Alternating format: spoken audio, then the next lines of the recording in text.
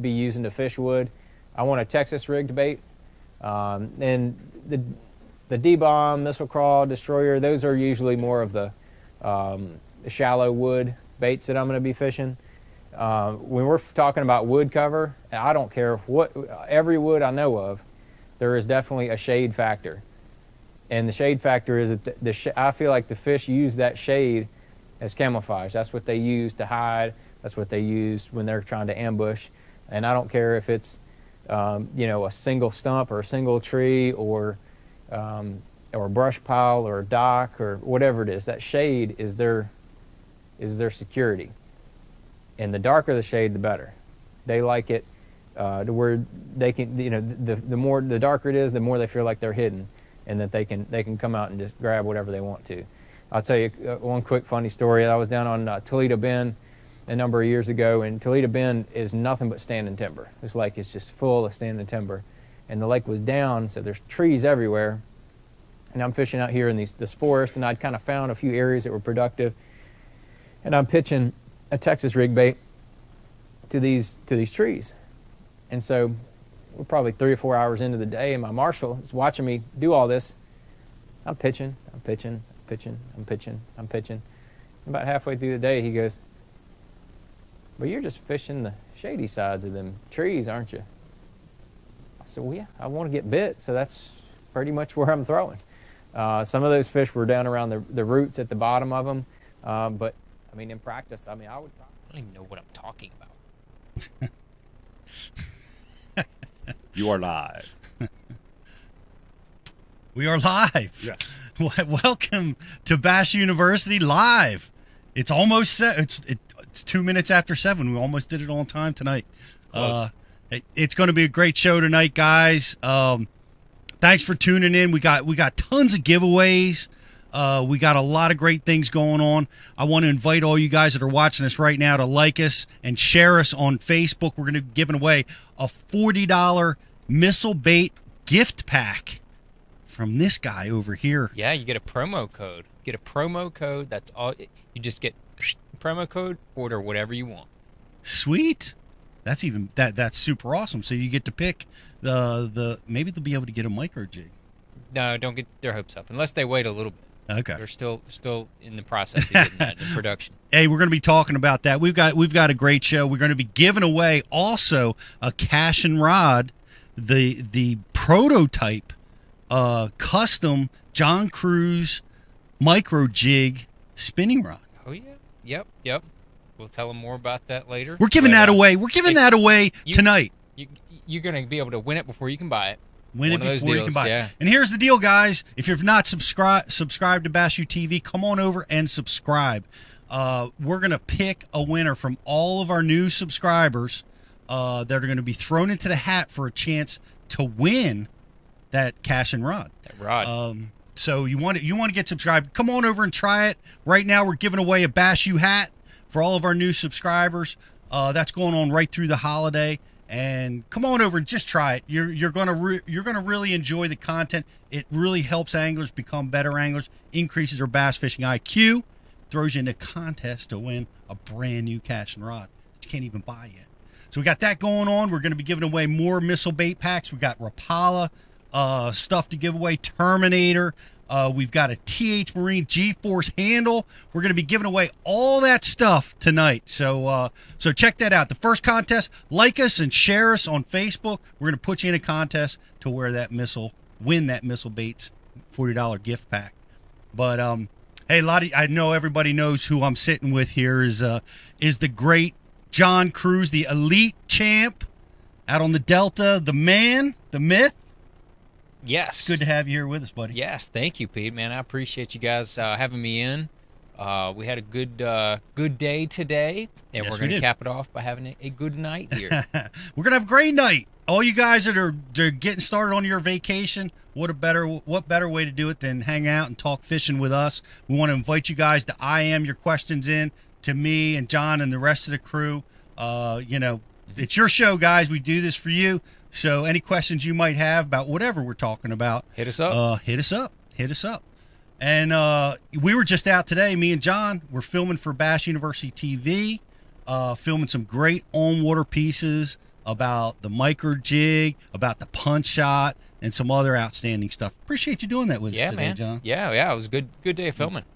A lot of good stuff done. It really was, especially because the rain held off. It did. That was amazing. I don't know what force field you put around that area where we were, but it worked there until about 4 o'clock. 4 o'clock, not so much. 4 o'clock. My feet are still wet. But it rained on us big time. It was supposed to rain all day, and it didn't. I appreciate that happening for us. I think we just have good luck filming for Bash U TV. I think maybe Bud Cipoletti is our good luck charm in studio. Our filmer, what do you call it? Videographer? Cinematographer from Featherwick. Miniman. The man came, and he does a lot of Bash U TV on-water filming for us, dealing with the elements, bringing the good luck, keeping the rain off of us. And, a lot of you may be meeting Bud for the first time tonight. Bud's coming off a smoking hot second-place finish at the Bassmaster Open Lake Champlain. Thank you. That's strong. That's strong. It's I'm looking forward to talking with him, because it's going to be I'm calling this a breakout show. It's a breakout show. Bud had a breakout dominant performance on Lake Champlain. Josh had a breakout win on the Elite Tournament Trail. Josh Bertrand, he's going to be with us later on tonight, talking about his Elite win on the St. Lawrence River. Breakout event for him. John has a breakout new bait with the micro jig coming. It's the breakout show tonight at Bash University TV. And we've got our boys in the back, as always, making it happen for us. We got Eric the intern, Brian the carpenter. How you guys doing? We're good, man. Better. He's alive. You're alive there, Brian. This is the best I've felt all day. That's good. That's good to know. Yeah. Well, you're forced by working for Bash University TV to entertain, to take the guys out, and we force you to do that. Yep. Sometimes you have to pay the price. Yep. Sometimes I get a little too excited. Well, I appreciate your enthusiasm. Yeah. Taking that job on. That's a tough one. E, you were out with us on the water all day today. I was a little disappointed the way the fish behaved for us. I feel like I let you guys down as a guide. My Bird home dogging. is water. I go there a lot. Usually got plenty of fish that are biting, but today not necessarily the case. Still doing good. Happy to be here. Ready for a good show. Well, the lake was beautiful that we went to. We went to this little unknown lake that I'd never been to before. Bait fish out the yin yang. We had prefrontal conditions coming through, but man, we were dealing with some lockjaw out there today. Yeah, I mean, we did a lot. I'd say a lot more filming than we did fishing. Mm-hmm. But he's like, okay, you stand up after you film, and then you make 3 casts. You're like, okay, well, why didn't that work? Because you just talked about it for 30, 45 minutes. Now you're going to make 2 casts. You need to catch one doing that. And sometimes it just doesn't always work like that. Well, it's bass fishing. It never does. They're on their own schedule. They never care what I think. Yeah, no. I try to talk them into it. But well, we did. We filmed a lot of great stuff today. Teaching us about some new techniques. One of the things that you guys really got to look for this at Bash U TV is we did an amazing breakdown a new body of water. How John breaks down a new body of water using his Ray Marine electronics, showing us how to use side imaging, down scan. Is really some amazing content.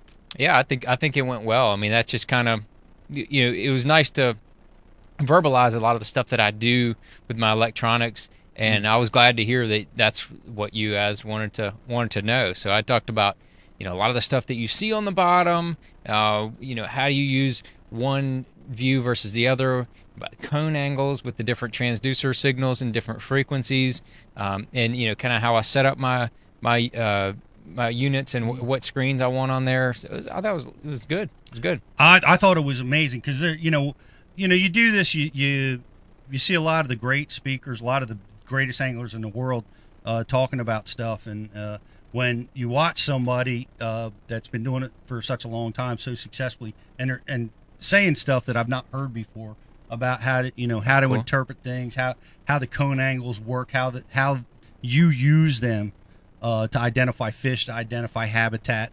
That was a really killer piece for you guys. And we get this all the time. I mean, it's our number one asked question is like, can you give us some sonar instruction?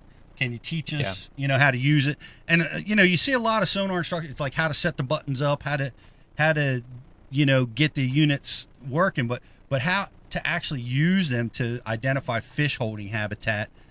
That's the magic. I think so. I think so. It's, it just takes years of going out there and messing around with them and figuring out what worked and what didn't work and how you go about it. That's that's what we broke it down today. It was good. Well, look for that to come on Bass University TV. You guys that are just tuning in right now, I want to invite you guys to come over and like and share us on Facebook. We're going to be entering you into a contest to win some missile baits, $40 gift pack just for doing that. And come on over and subscribe to Bass U TV. Guys, you got to come over and try it. I know a lot of you guys are watching our short teaser clips. Come on over, view the entire library that we have. It's going to help you raise your bass fishing IQ. I promise you. We're giving away a hat in honor of Labor Day throughout the weekend. And if you subscribe before this show ends, we're going to be picking a winner that's going to win one of the new Cash and Custom rods. It's not even available yet. That's right. The prototype. The prototype. One of the prototypes. Yep. We're going to give them one of those away. So come on over, check it out, guys. It's a rod you've used, right, John? It's a rod that I am designing. But I mean, this specific rod that's given away, it's one that's had your hands on it.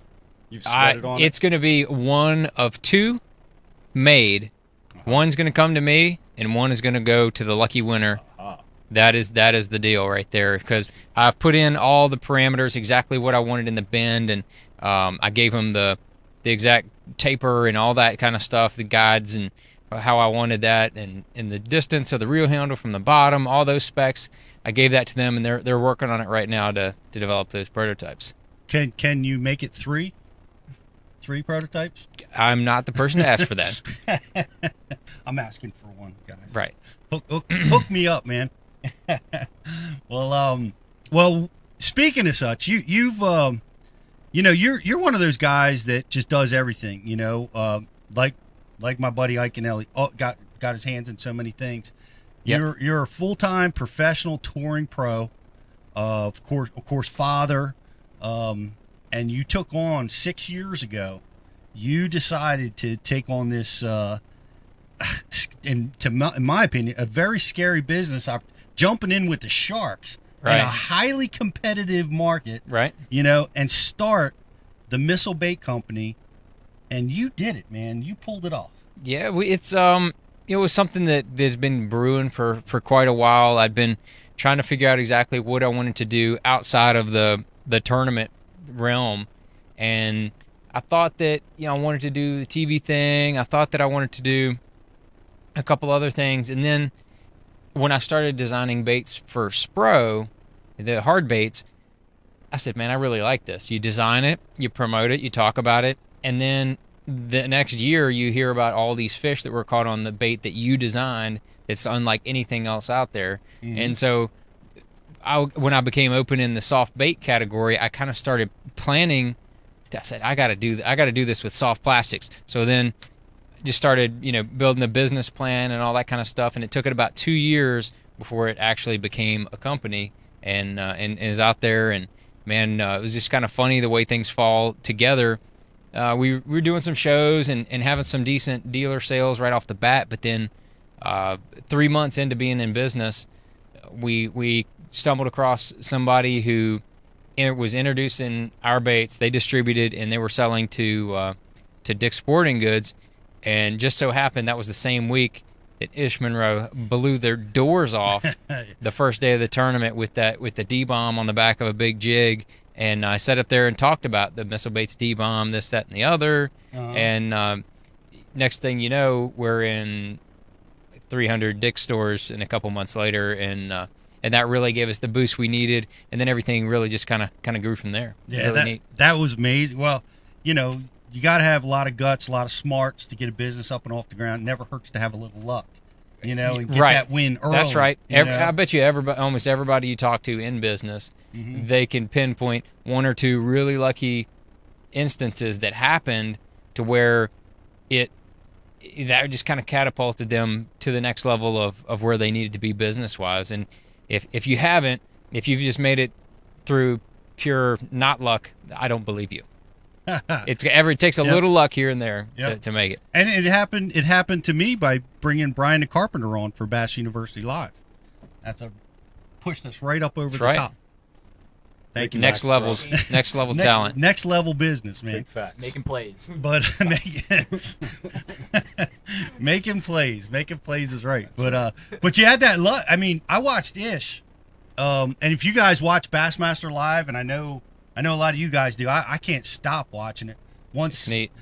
I wish they would start it on Thursday. They don't start it until the second day of the tournament.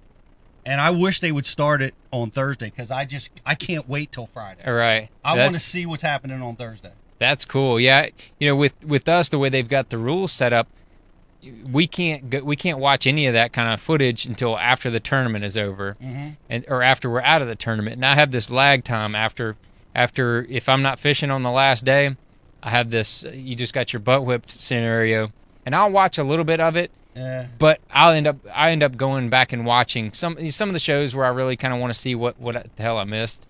I'll go back and watch some of those, and man, it's very neat, very neat. You can learn a lot. I love watching it. I love watching them catch them. I love watching them not catch them. Yeah. You know what I mean? Going through that process of trying to figure it out. To me, it's the most valuable thing in fishing. But one of the things that I just brought it up because it reminded me, I watch Ish every single day win that tournament, one of the tournaments he won at Okeechobee. And I don't know if it was that one that you were talking about or another one. I don't know. Yeah, that was the one he won. He won one tournament on Okeechobee, and it was the one where he just totally blasted him with that D-bomb and the big jig, and he would pitch that big jig with the D-bomb on the back over in those reed clumps and just let it sit. Yeah. And let it sit, and maybe he'd just shake it, let it sit, and then all of a sudden he said, "Thump," they would just come over there and get it. He had that whole deal dialed in, and the reason he won is because after the second day, that area he blasted the first 2 days, it was spent, it was done. So he had to move around. He started to figure it out on the third day a little bit, had a decent day, but then on the fourth day, he dialed it in a totally new area and just crushed them. And it was awesome to see. Yep. Big giant one. Big giant. That was awesome. 32 pounds, I think he caught the last day. Crazy. I love watching that. And we saw Ike do it too when he won the Delaware River. They keep playing those over and over again. Yeah. Watch Skeet. I mean, I love watching that stuff. We've seen it so many times so much on Bassmaster Live. But so you got this bait company. You got a little bit fortunate with getting a win early with one of your baits, which is awesome. And now we were talking about it out there today that everybody's using it. It's one of the mainstays in their tackle box. But we spent a lot of time today talking about something that was that I think is really awesome. I can't wait to put them to use where I fish on the Chesapeake and the Delaware. But you designed something really unique for the industry. I think a category you don't see very much of. Got a brand new missile micro jig coming out. That's right. Yeah, we're Ike. This is Ike's micro jig. This is not my micro jig. This is what Ike wanted. He came to me about a year and a half ago, and he said, "Man, there's a new category of jigs that I think is going to be out there. No major company has this out there. We need to be the first ones to do it." And it was something that he was already experimenting with, some stuff that was kind of like handmade and whatnot. And then he told me what he wanted, so I went into the shop. We went through a couple different prototypes to be able to get it just right. And got a custom skirt, got a little Gamakatsu hook in there.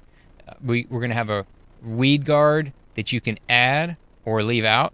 Totally up to you. It's going to come in each of the pack, and they're going to come two of these jigs in a pack for $5.99. I mean, I think the price point is going to be good to where it's affordable. Plus, it's a super high quality hook, and dude, I think it's going to be killer. I think it's going to just set a new. Everybody talks. Oh, it's a swim jig. It's a football jig. It's a flipping jig. It's a grass jig. Oh, it's a micro jig.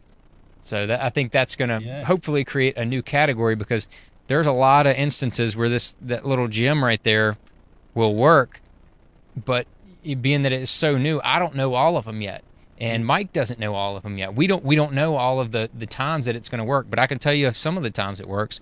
Cold water smallmouth and deep clear water smokes them. It can be really good in the winter time, all up around the mid-Atlantic, northeast area. Smokes them. Largemouth, smallmouth, both. Anywhere on the tidal, not tidal fisheries, but the rivers, and not tidal influence, just like the rivers, like the Susquehanna River, places like that, micro jig, smashing them. It works on largemouth all around the spawn. You can skip them up under docks and jack good largemouth on it. Some of the guys in the shop, when we had the prototypes earlier this spring, caught a lot of 4 and 5 pound largemouth on that thing, and Smith Mountain Lake and some of those lakes around the area where we are. So there's some big opportunities to show fish something they've never seen before.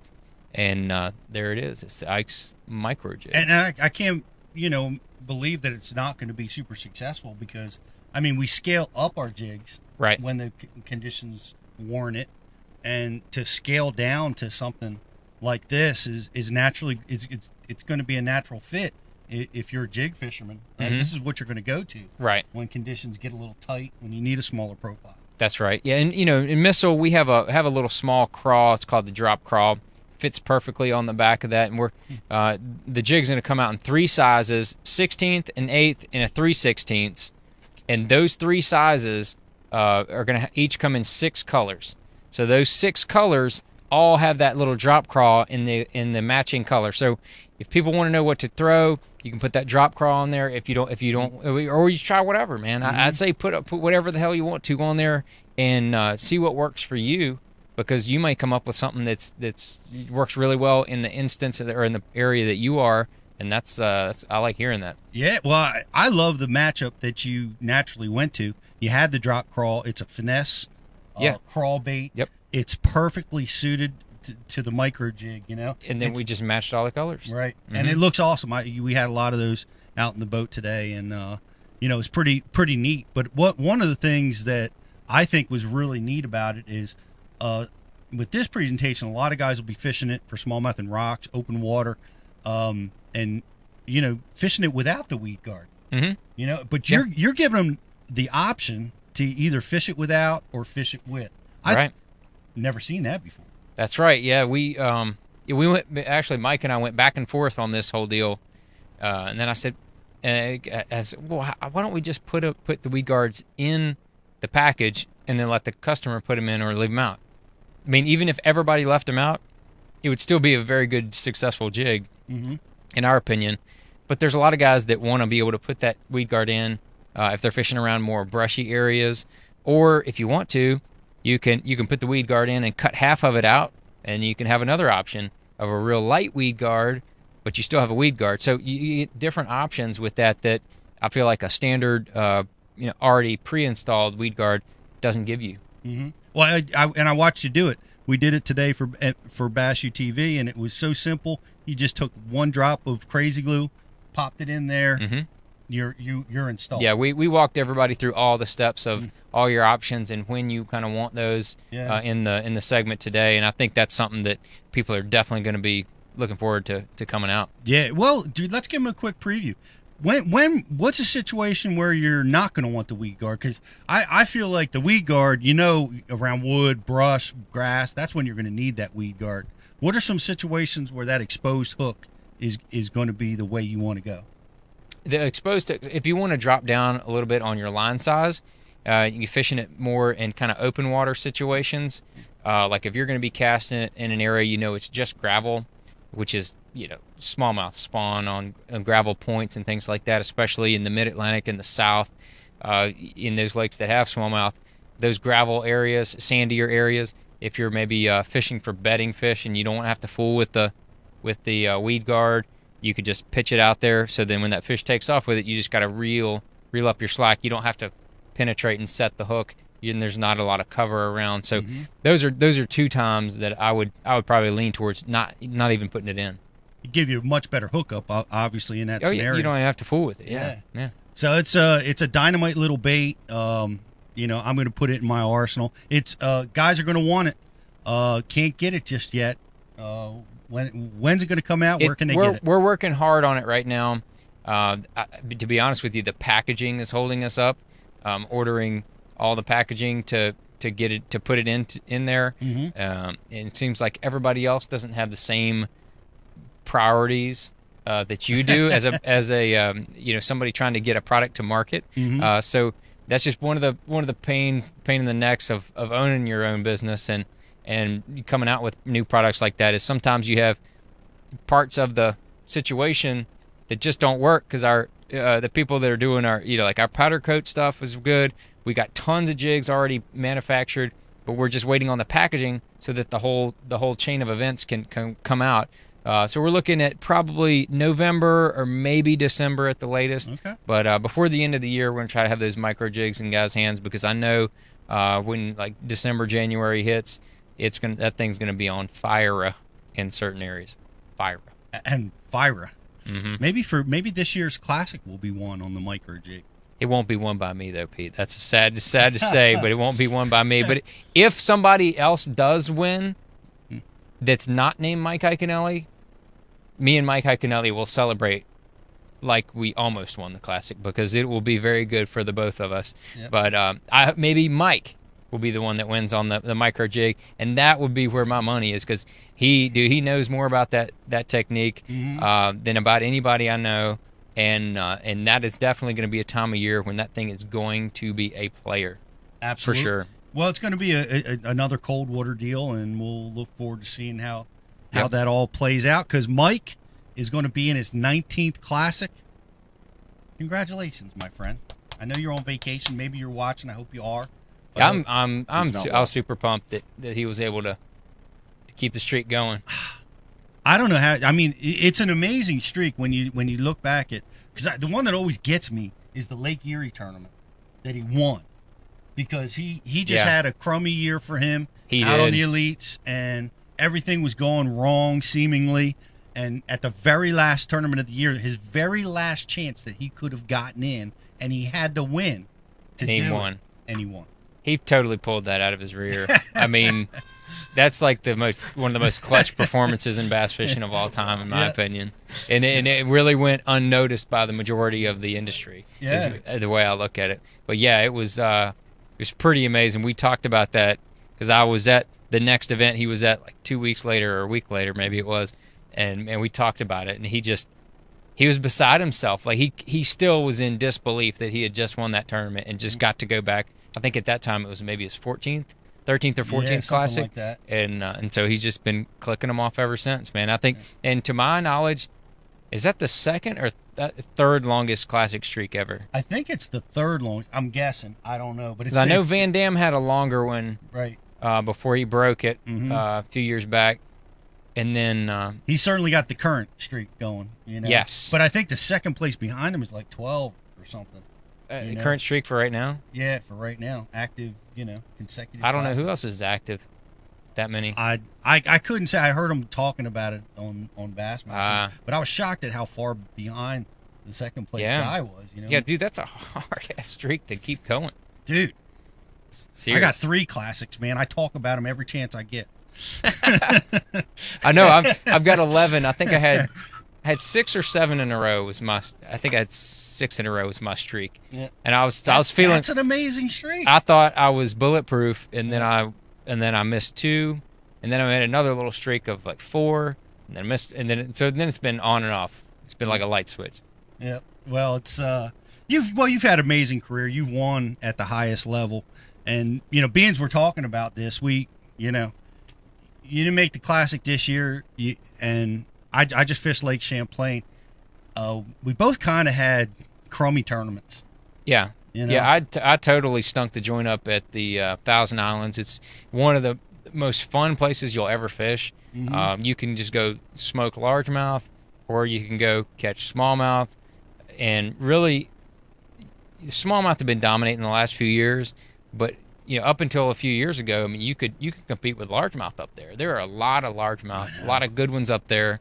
But and it's now, so fun, but now you go up there and you can just go smash them and catch 17, 18 pounds, which used to be good. and now that puts you down in the 90s in our tournaments. We had that Elite Series up there, and I caught over 30 pounds of smallmouth in 2 days, over 15-pound average a day, over 3-pound average. I finished 95th. 95th.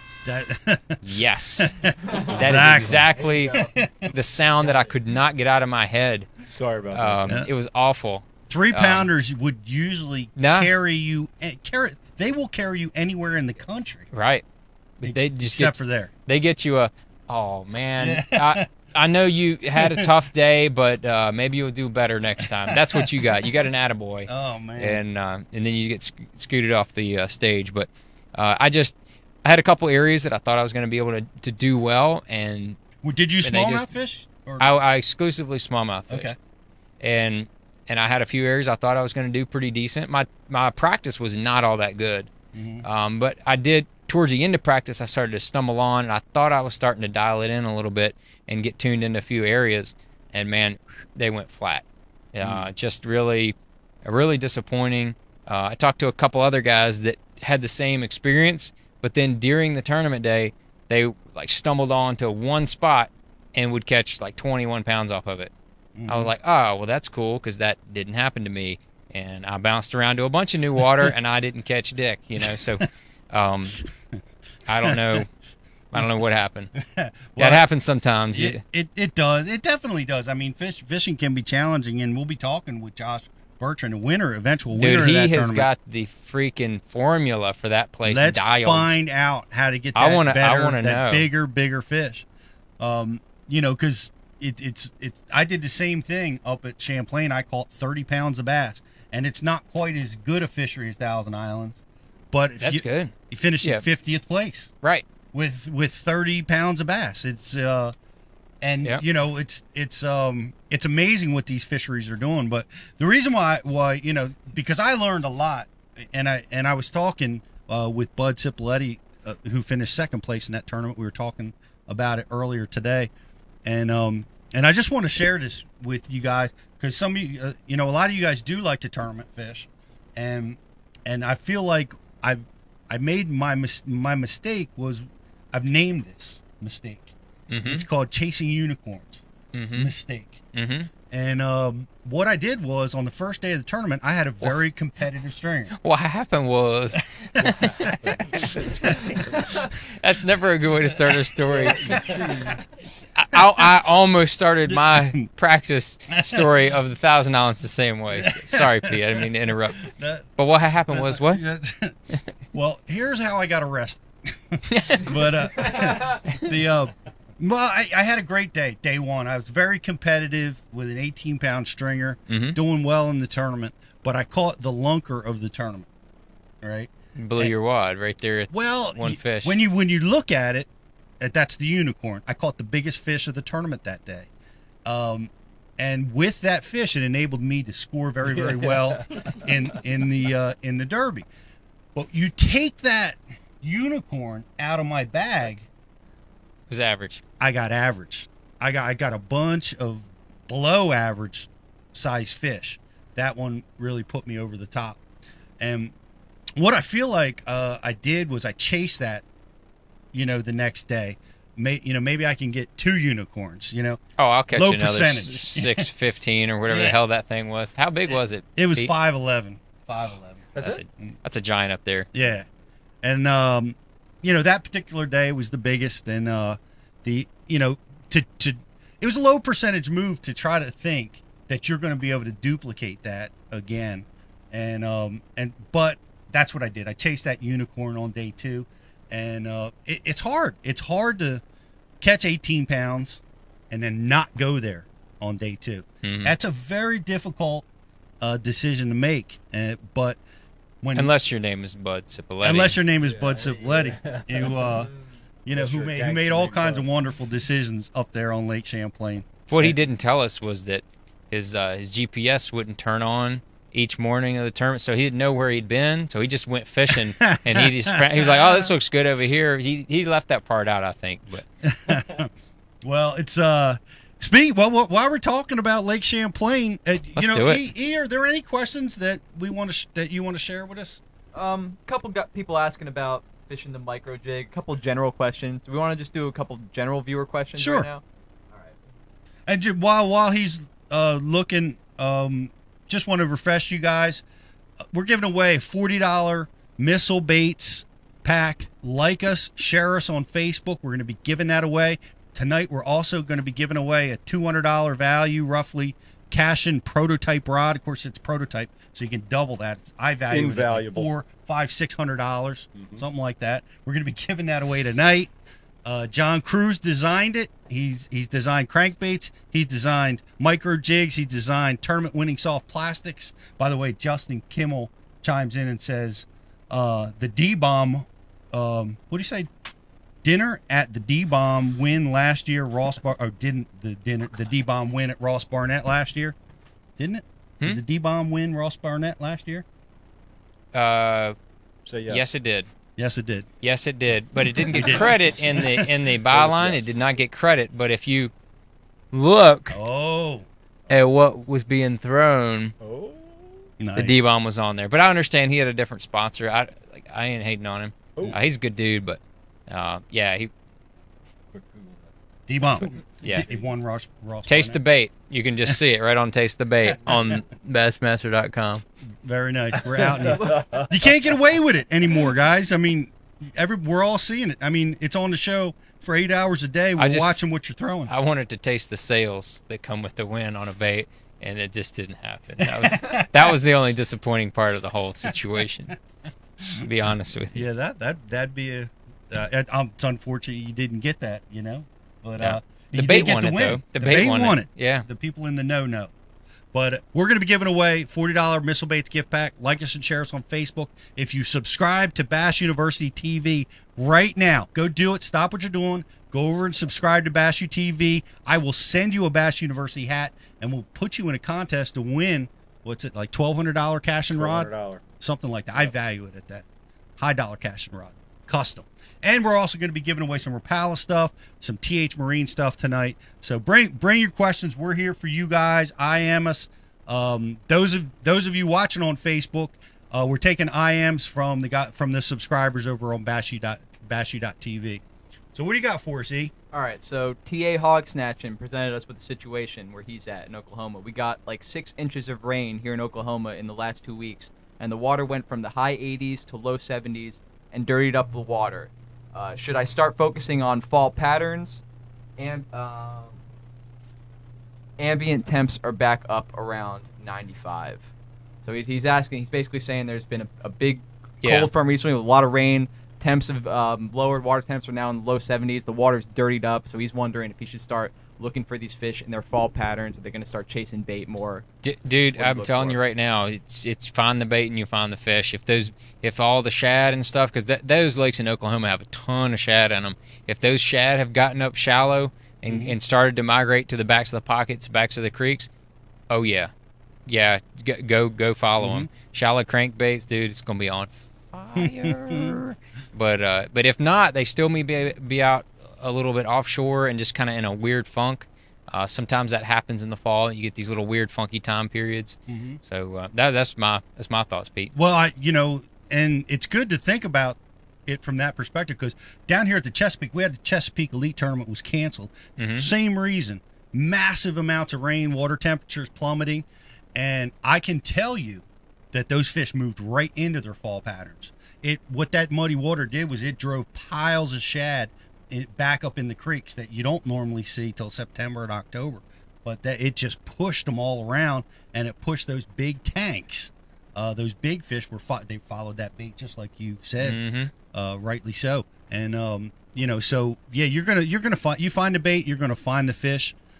Cold, dropping water temperatures, muddy water situation.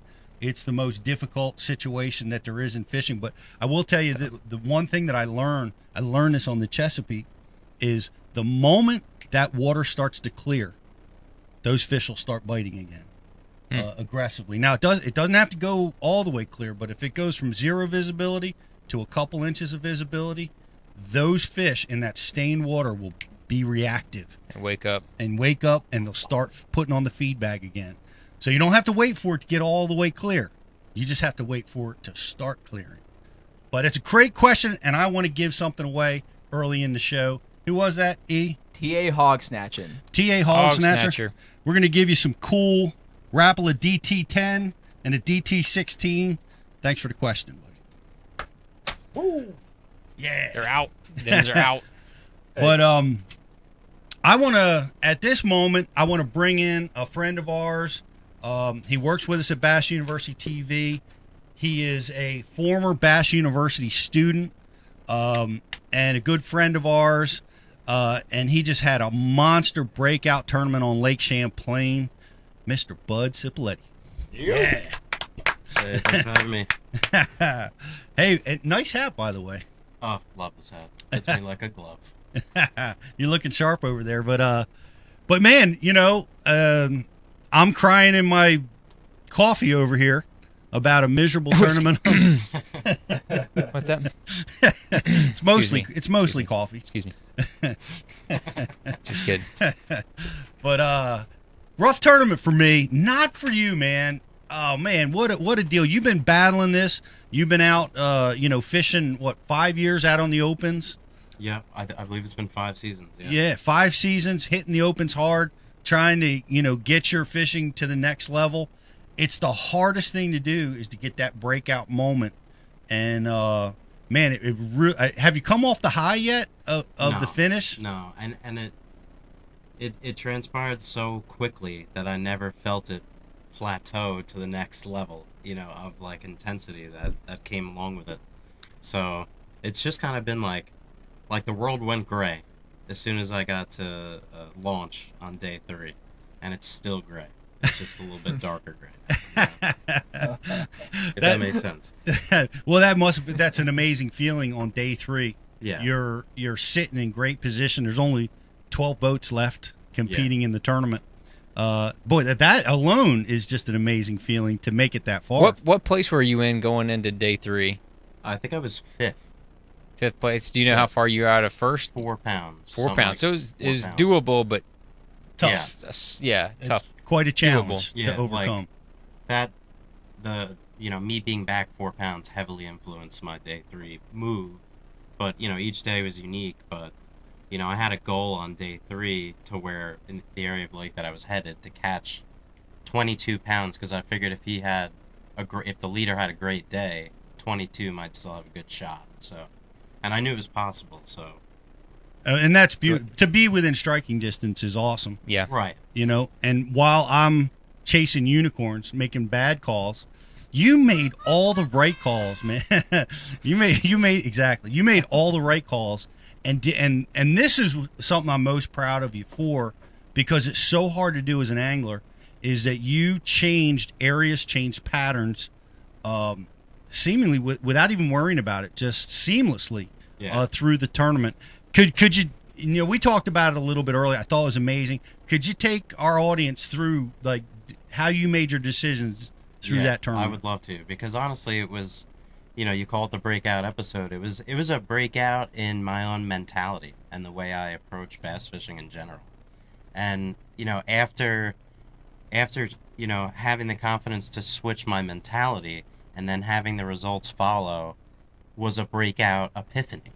It was all of a sudden like, it's a validation. I think John called it validation today, and I think that's the best word. But, more specifically in the bass fishing of itself in that tournament, I had, to generalize, I had certain areas of the lake where I knew I can catch them if it was rough and really windy, and I had certain areas on the lake that I found in practice where I thought I could catch them when it was slick calm. So essentially, I didn't have an important part of the equation was that I didn't have a preset plan any day. I just practiced as hard as I possibly could. Meaning I wanted to run more water than everybody else, even if it was just in my mind. I just wanted to not take my foot off the gas, metaphorically, meaning like just keep your energy level up and practice as hard as you can for this tournament. And by the end of practice, I realized, I would zoom out of my map and I had some dots, and the only time I'd put a dot is when I would catch one back to back or I would just mark them, or it was a piece of structure. So I knew I had, a solid shape of a game plan. And then it was just a matter of execution and making the right decisions, getting on a rotation, as you guys have all gotten on before. So, not having a plan, I'd go out there day one. And that blows most people away, to go out and not have a plan. You hear everybody talk about it, like fish the moment, fish the conditions. So important. It's so hard to do. It is. It is. And that's the worst. You talked about the trap. The worst trap that I think you can get into is trying to catch the fish that you caught in practice. Mm-hmm. And that's what you didn't do. So I want to hear more about what you did do. So, I want to say just a quick metaphor of the way I viewed this tournament and the way that I view Champlain and all lakes in my career going forward was that I asked John earlier today, how did you start? Where did you start off? Where's your home body of water? He said, a farm pond. It was the same for me. It was probably the same for a lot of the viewers and a lot of the guys in here. Mm-hmm. And what I wanted to do is, think about some places a bit as large and as expansive as Lake Champlain. And then equate that to the farm pond that you grew up on. You know that if you walk over to that corner, there's a stump right there that your grandfather put in the lake that you take one cast and you're gonna get bit. And then, you land your fish, you put them back. You can spend another 20-30 minutes casting to that stump, and you can maybe milk another bite off of it and catch another one and validate your efforts. Or that if you take the energy to walk to the other side of that pond, there's a rock pile, off of a little mud line or something, and you can, in 5 minutes after you catch that fish, you can walk to the other end of the lake, make one cast on the rock pile, and catch you another one. So what I wanted to do was apply that to a large body of water. So every single day of that tournament, even though I did nothing the same as the day before, it was just a matter of running water because I felt in my mind mentally and fueling myself and my days with oblivious confidence was just exponentially, hit as many spots as you can, more than the rest of the guys, not just in practice, but during the tournament. And when you get bit, keep running high percentage areas, because in the law of ratios and percentages, like, I'm just going to be around more bites, more fresh water.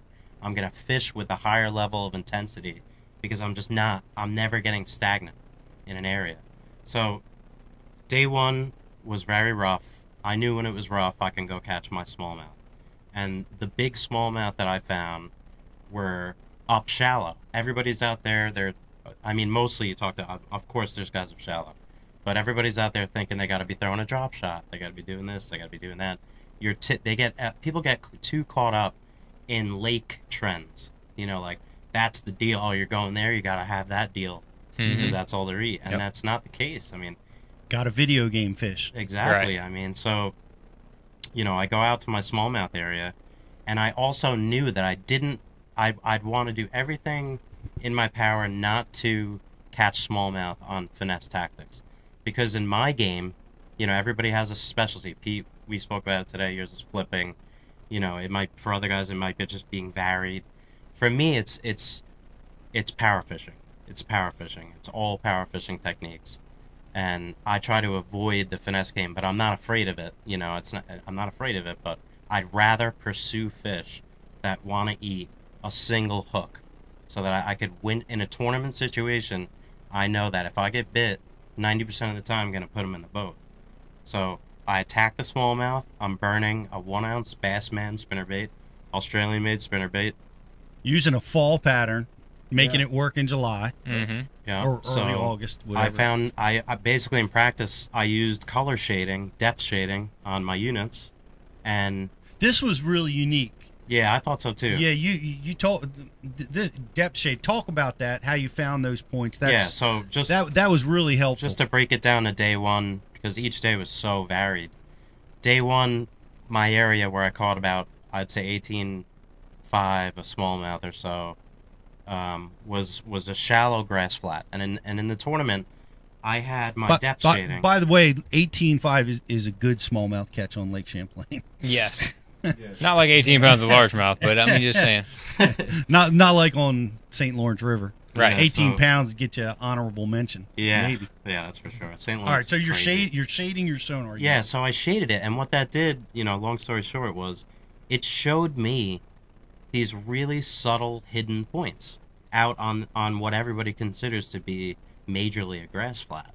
You know, and all the points on the chips, you'll see your hard lines, your tight contours, and then I'd look around and practice, and there'd be guys on those spots. They'd be on all the traditional points in that area. As soon as you turn on your depth shading, the whole lake changes. Right. I'm out there 400, 500 yards out further than everybody else on a well-defined point. And saddle and drain, and there's all kinds of stuff out there. And I dialed in big smallmouth out there that I'd waypoint all the thickest clusters of cabbage grass that I would find in that area. And then when I would go back in the tournament, it was just windy, but I would know every one of those dots had a thick patch of cabbage. And when I would burn that spinnerbait through it, they just couldn't help themselves in the waves, you know. Detroit Wreck City. Yeah, it was great. And then the rest of day one, you know, I knew by 9 o'clock if I had 18 plus a smallmouth, that was pretty much capped for that area in my mind. So the rest of the day I focused on trying to slow down and catch big, giant largemouth if I could, to try to get my bag into that, you know, for sure top 10, top 5, you know, area. In my mind, it would have took 20 plus. So, you know, long story short, I ran very community hole areas after I left my primary smallmouth area. And a small bait change and think of mentality, just a small change of mentality in a community hole area surrounded by 50, 60 boats gave me a 4.5 and a 5 pound 9 ounce. And Pete was my man over here who took that from me with his big bass on day one. But the most important thing I think you won at the end of this thing. Yeah, it's great. Best guy ever. But the biggest thing I can tell viewers that I learned from the last hour of that day, I think, was that, you know, you roll into a community hole, you got 50, 60 guys in the area. I'm flipping a you know, I'm just going down, flipping a jig, and I wasn't getting bit. It was only 50. During this tournament, if I didn't get bit within 10 or 15 minutes, I would start questioning everything. You know, and I would just leave. So I didn't have a chance to stagnate or anything, because that's what I've done for the past 5 years. And it never got me to the position I wanted to be in. So, Pete, I looked around, and I saw some spinning rods over there. I saw guys positioned on outside edges of grass lines. I saw what everybody was doing, and I didn't see anybody throwing a chatterbait. And I basically picked up and said, none of these guys have even thought to do this. And second cast was a 4.5. I scramble for another 30 minutes. I have 10 minutes left. I come back down the same stretch that I caught the 4.5, because I realized I only put down the jig and picked up the chatterbait halfway down that stretch. So I zip right back in where I caught the 4.5 and head back the opposite direction, first cast 5.9. That put me into the mega bag range, and I was, you know, off flying out to the ramp. And then, do you want me to talk about quickly the day 2 and 3? I know. I want you to. It's got to be a great feeling, though, man. You got that 5.9. You're cruising in. Yeah, I knew I had a giant sack. Now this is you know, where we run into problems as tournament anglers, and you know, what'd you do day 2? Because you had a monster bag. Every normal person is going to go and try to duplicate that with what you did on day 1. And that's what I would do. That's what I would do for the last 5 years. I would duplicate it, and then something would go wrong, and I'd be the guy like, oh, the supermoon came in, just blew out my area. There was shrimp in the area. They weren't gonna bite it. I was counting on those cumulus clouds, and we got the stratus ones that moved in. Bite totally changed. You know, when them cirrus clouds come through in August, that bite just shuts right down. It's out. It's right down. But no, day 2, everybody's like, you know, for the people who know me on Champlain, they know me as the tie guy. You know, so everybody's just waiting. One's bugging around. Bud, you running a tie? You running a tie, bud? And I just sit there and I didn't know. I didn't know where I was going. But they'd say my name, and I'd be idling out, and I would just like look. I'd just look around. I'd just like feel what the air was doing, you know. And day 2 had a little bit of wind, so I tried to duplicate what I had found on day 1. I ran right back to where those smallmouth were, and I didn't get bit in 10 minutes, but I didn't even get a pike, and the pike were prevalent, and I was like, you know, something's off here in this ecosystem right now. Something's off. It only took me 10 minutes, and I bailed on it. Made a 30-mile run up into the other corner of the lake. Went on a dot that I found some fish on the outside of a bay, isolated milfoil clumps. And my co-angler, Jeff, and I just went to we had a ball. We're just giggling, like, fish are coming in the boat, all on a chatterbait again, you know, swim, jig, Senko, whatever you wanted to throw out there. It's one of those fun and games when you're whacking them, isn't it? Those big roaming Champlain schools, you know, and this one just happened to stay there. Because what I wanted to do in practice was find the off spots on the spots, because everybody's is so keyed in on typical Champlain. It's opening doors. You know, even if it's just 40, 60 yards off of a known area, there's going to be a large population of fish there. So day 2 was all about switching to largemouth. It got slick calm. You know, I had a foundational bag, maybe 14, 15 pounds, and it was getting late. And I was like, need 2 kickers. And I made a decision to run into a tiny little nothing creek with, like, it basically had like 30, 40 yards of a section that was good. It had a couple laydowns. And I just happened to go in there, timing, you know, I went in there, flipped on one laydown. You're talking 6 inches of water and a stick. I call it a laydown. It was like a stick and 6 inches of water, like a 2-foot section of algae mat. And I take a jig and I flip it in there, and outside the algae I just see lips, and it just goes, it just eats it immediately. And I set the hook, and it's like a 4.5, and then go a little bit further. There's another. This one's an actual laydown that looks like, oh man, I'm gonna catch one on that. I flipped one in there and I caught another 4.5. So that gave me like 18-2 for day 2 of bailing on my smallmouth in 10 minutes, going for largemouth. And that was enough to get you in the cut. You're in great. Yeah, man, you're doing your 4th or 5th place in the tournament. Yeah. And you've had 2 amazing fishing days, and you bailed on both of those for day 3. Yeah, day 3 came along. It was calling for a calm south wind at about, or no, it was south-southeast, which is great for a tie run out of Plattsburgh. You can basically hug the Vermont side and just zip straight down. So I made that run because I felt that my fish up north that I had just utilized to get me to that point were fast dwindling. And I didn't want to sit there and regret not running to a place that I call home. You know, I'm a shallow water power fisherman. Tie is basically molded for somebody like that. And I was super confident in running to tie, not being there for the whole tournament, because in practice we had a day. And we started at the bridge, and by the time I went all the way to South Bay. And for people who know Champlain, it's from Plattsburgh to South Bay is 83 miles.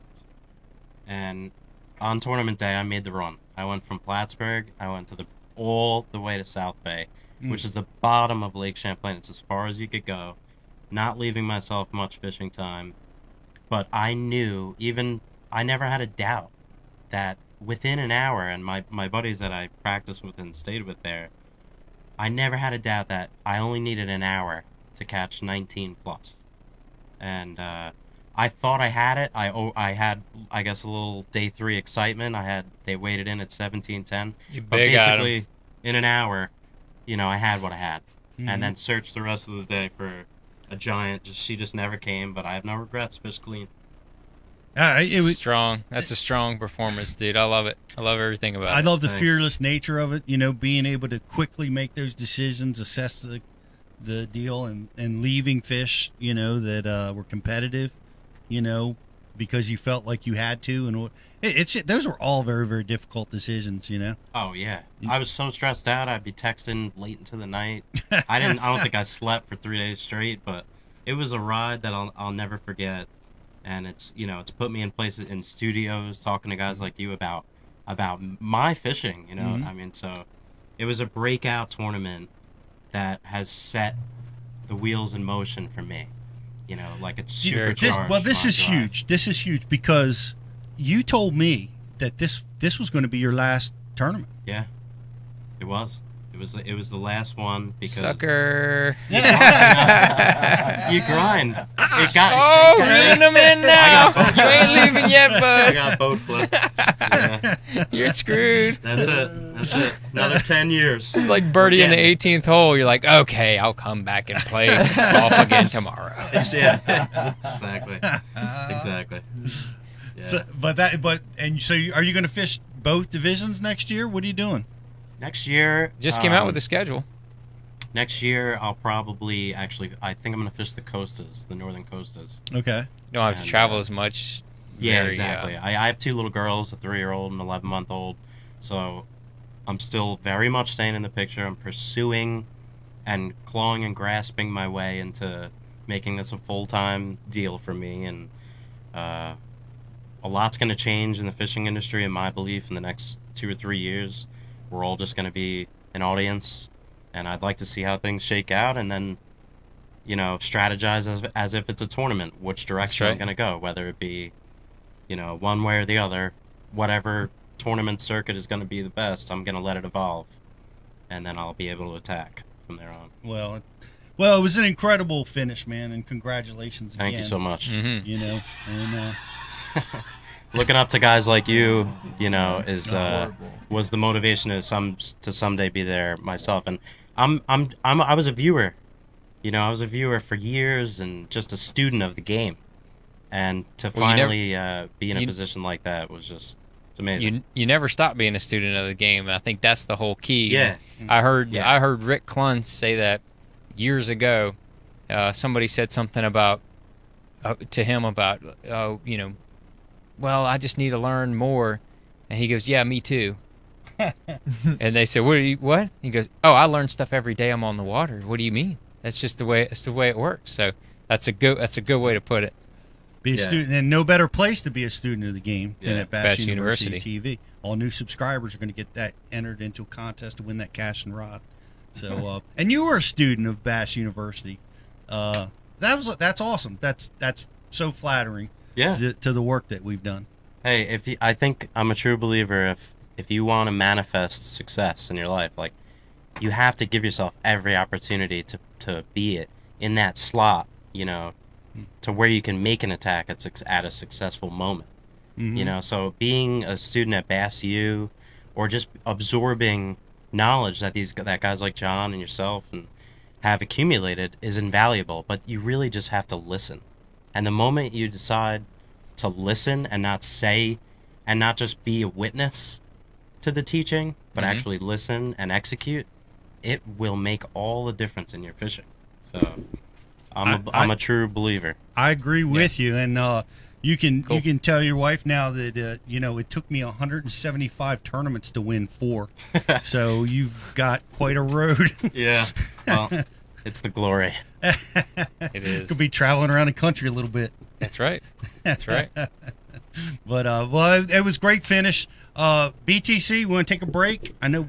Yes, we got Josh Bertrand ready to come on shortly here, so we'll take a quick commercial break, and come back and talk to Josh. Let's do that. Yeah, Josh Bertrand. I can't wait for that. Yeah, this is a big time breakout. He won an elite event after 6 years. He's sitting on the cusp of Angler of the Year. The cusp. And that's going to be amazing to watch it with his friend. Him and Lucas duking it out. I know, duking it out. It's going to be awesome to see. Can't wait to talk to him. So hang in there, guys. Like us, share us on Facebook. We're going to be giving away missile baits, $40 gift pack. We got a lot of other great stuff we're going to be giving away. Give us your questions. All you subscribers, come over, instant message us on BassU.TV with anything you want to ask me, John, Josh, Bud, BTC, E, all of us. LMNOP. LMNOP. We're going to be giving away a cash and rod for all you guys that subscribe tonight. And a lot more to come, but we're going to be talking to Josh in just a few minutes. We'll be right back. Stick around.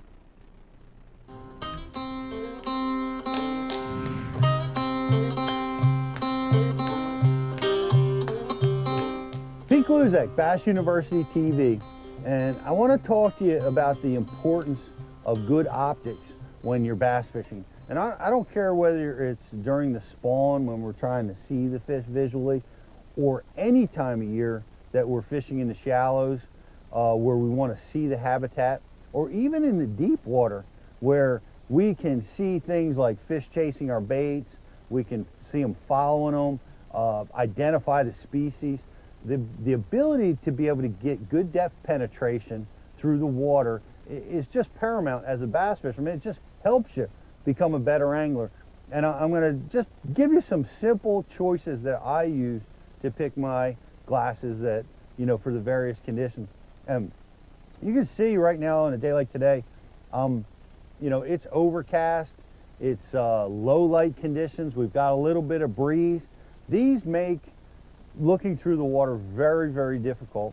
So I'm using a lens. I like a brown lens or even an amber lens to be able to see through the water a little bit better in these low light conditions. These are Popticles glasses, excellent nylon lens, which has incredible visibility, which I believe really lets me see a little bit deeper into the water. So you got to try to check these guys out. But in these conditions, I'm going to use this, this brown lens, which is going to give me a little bit more visibility.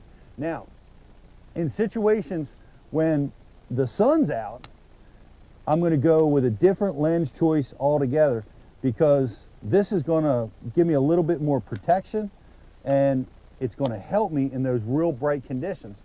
And I'm going to use a reflective dark lens, a gray lens that's going to help me get a lot more visibility or a lot more protection, and is a lot better in the really, really bright light conditions. Now in these conditions, I like the brown lens a lot better. It's going to give me a lot more visibility. But in the bright lights, of course, I'm going to choose these Popticles. But here's what I'm going to be looking for, like I alluded to before, is I'm always going to be looking for targets. I'm going to be trying to identify stumps that are ahead of the boat, blow down trees, grass edges. I see so many guys go fishing in the shallows and they don't wear their polarized glasses because it's low light conditions, early in the morning or what have you, but you're missing so many opportunities. You definitely want to have them on all the time. And when the fish are spawning, it's obviously a critical component, because they're going to show themselves to you. You're going to see things that let you know that the spawn is taking place. And what I call that is like springtime activity. When I get in the backs of these pockets, I'm using my glasses to see stuff like bluegills suspended high up in the water column, carp suspended high up in the water column. And on a really good sunny day, in the early season, you'll see those big bass come and suspend high up in the water column. You want to look for things like tails. The bass has a very distinct black marking on his tail, and you want to look for that. A lot of times I'll be around blow down trees, docks, and I can't see the whole fish, but I might just be able to see a piece of his tail. And you see that distinctive black line down it, you know it's a bass. And in the springtime, you know, that's an awesome little feature. So you want to always wear your glasses. They're certainly going to protect your eyes. We spend so much time in the sun, and that's so very important. What else I like about these Popticles is they give me protection from the wind when I'm driving the boat. They really block the wind nicely, and when you're running these boats from place to place, that's such an asset. But always wear them. Always wear them, no matter what time of year it is, spring, summer, fall, protection of your eyes. But most importantly, as a fisherman, to be able to see the habitat, to be able to see the types of fish you're targeting. So make sure you've got a good pair of optics. I use Popticles, and you can find out more about them at thebassuniversity.com. But I'm out here on the water for Bass University TV. I'm Pete Gluzek.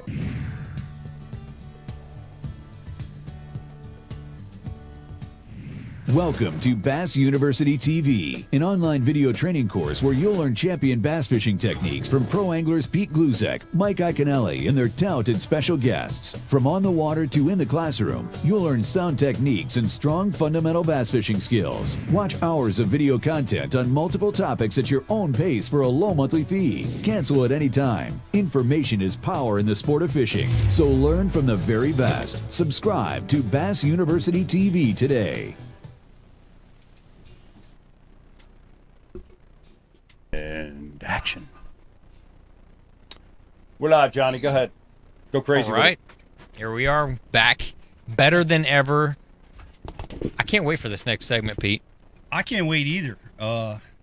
What a great kid. We had Josh Bertrand speak for us at Bass University a couple years ago. And he did some amazing seminars for us on clear water fishing. Fishing for schools of fish, and it was just so amazing because I went back and I listened to some of his work, and it was like he used those exact techniques to win this tournament. I may rapid fire question him during this segment just to let you know. He's got a talent for this thing, man. He's got a talent for the clear water. Especially for that St. Lawrence River dialed in. Something he's tuned into something that's going on there. He's not using anything crazy bait wise or whatever. So I want to hear more. I want to hear what's up. Get your IM questions together. We're talking smallmouth. We're talking the St. Lawrence River. We're talking about how to catch 100 pounds of smallmouth in 4 days. Or 94 pounds. Or just about. Close enough. We're rounding up here on Bass University TV. And damn fisherman. But I see him here. I'm so proud of him. I'm amazed by him. Breakout tournament, Elite Series champ, Josh Bertrand. How are you, buddy? What's going on, guys? Welcome, dude. Got a couple legends in the studio there. Brian forgot to tell me I got to put my headphones on to be able to hear you, man. We all grabbed them at the same time. That's kind of funny. Man, it's awful good to see you, man. Are you still riding the wave? For sure, yeah. I was, the first couple of days after the tournament, I had to drive, just like you guys know, I had to get in the truck and drive forever to get somewhere. So I was pretty tired, but I've been home for a couple of days now and just enjoying the time with the family and enjoying ending the regular season on a high note. And enjoying cashing that check at the bank. Oh, yeah, dude. That was when I brought it in, the tailor was like, I've only had one of these before like this. It was a gamer. And a 16-year-old kid, he's brought me several like this. Whoa, snap. We got to start gaming. Yeah, you were talking about your son earlier. Let him roll with it. I think it sounds like 100,000 much more lucrative than fishing. Yeah, I might have to let him do that. Wow. But man, we have that. That's cool. You bring in $100,000 check. You bring the trophy home. Get to spend time with the family. That's a thrill. I've been fortunate. We brought the trophy, my last trophy home. I put it in the kitchen, and we all danced around it for that evening. What did you guys do to celebrate? Dude, the trophy is not at home. I couldn't take it on the plane, so we don't have the trophy to celebrate with. And but we're gonna have just a little family get together on Saturday. I mean, we've been taking it easy. My wife's 8 months pregnant. We've got a lot going on around here, so we haven't been partying it up over here yet. Yeah, 8 months pregnant. She's not partying it up a lot, and she doesn't want any noise to disturb the little sleep that she may be getting. Right. That's the truth. Yeah, you know how important that is for her right now. Yeah. Well, you've got a lot to celebrate. Your whole family does, and it's amazing because I was watching. Now I'm addicted to Bassmaster Live. I can't stop watching that stuff. Watching you guys fish, and you've been so close. You're a strong elite competitor out there, but it's very, very. We're talking about breakthroughs on tonight's show. And man, you had a major breakthrough up there at the St. Lawrence River. Do you feel different after this has happened? Do you feel more confidence? Has it sunk in yet? Well, I'm hoping that it does. You guys have both won tournaments before, and you know what it does, after the fact. And, since I started fishing back east, I've had a couple close calls. I've had a couple second places, but never won one. And it feels sometimes like it feels almost impossible to win. It just feels like, you guys can attest, just to get in the top 10 sometimes, you have to absolutely crush them. I mean, there are days when you absolutely crush them and you're in 30th. It's so to be able to get into the top 10 and have a legitimate chance is not something that comes around every week. So I hope that window of opportunity opens up a little bit more often now than it has now. But I told myself on Saturday night, like, hey, this doesn't happen every week. It doesn't happen every tournament. 3 years ago when we were back there before, Zona told me the same thing. I was in second going into the last day, and he's like, hey, dude, don't fish conservatively tomorrow because you don't know when your next chance will be. That's right. To do this. And he's right. I mean, between then and now, this was my next real legitimate chance at it 3 years later. Did you fish? Did you fish differently? Did you swing for the bleachers? How'd you pull it off? Yeah, that's a good question. All week long, I felt like I just fished off of instincts more than anything else. I didn't abandon my game plan or area, and I think there are legitimate times to do that. There are times when you might be sitting in second or third place and going into the last day, and you might have to say, hey, I got to do something crazy to have a chance to win. But for me, that wasn't one of those times. I mean, I felt like I was around enough fish to do it with what I was doing, and I wasn't that far. I was only a couple ounces off the lead. So I knew just a really good, solid bag would give me a chance. So I kept doing what I was doing. But that was a specific, thing for the situation, I think. All right, so we're in a weird situation with the Elite Series in our information rule, and we know we're going back to Waddington next year, but I don't get the opportunity to interview people like this. So, Josh, I want to know, walk us through your practice real quick, and I don't, where you fish, like the locations and all, in my opinion, doesn't matter. I think that I'm curious to see, did you fish any areas in practice and then in the tournament that you had fished in previous years, any of those specific areas, or did you kind of roll out with a new game plan in practice and then dial in the depth range that they were in or whatever? Walk us through kind of like your practice and then how that translated into the tournament as far as just the nuts and bolts of catching fish. This is Bass University. This is the stuff our viewers want to know. Sure. Yeah. I mean, I mean, going into the tournament, we've been there 3 other times, so we've all got some experience on that body of water.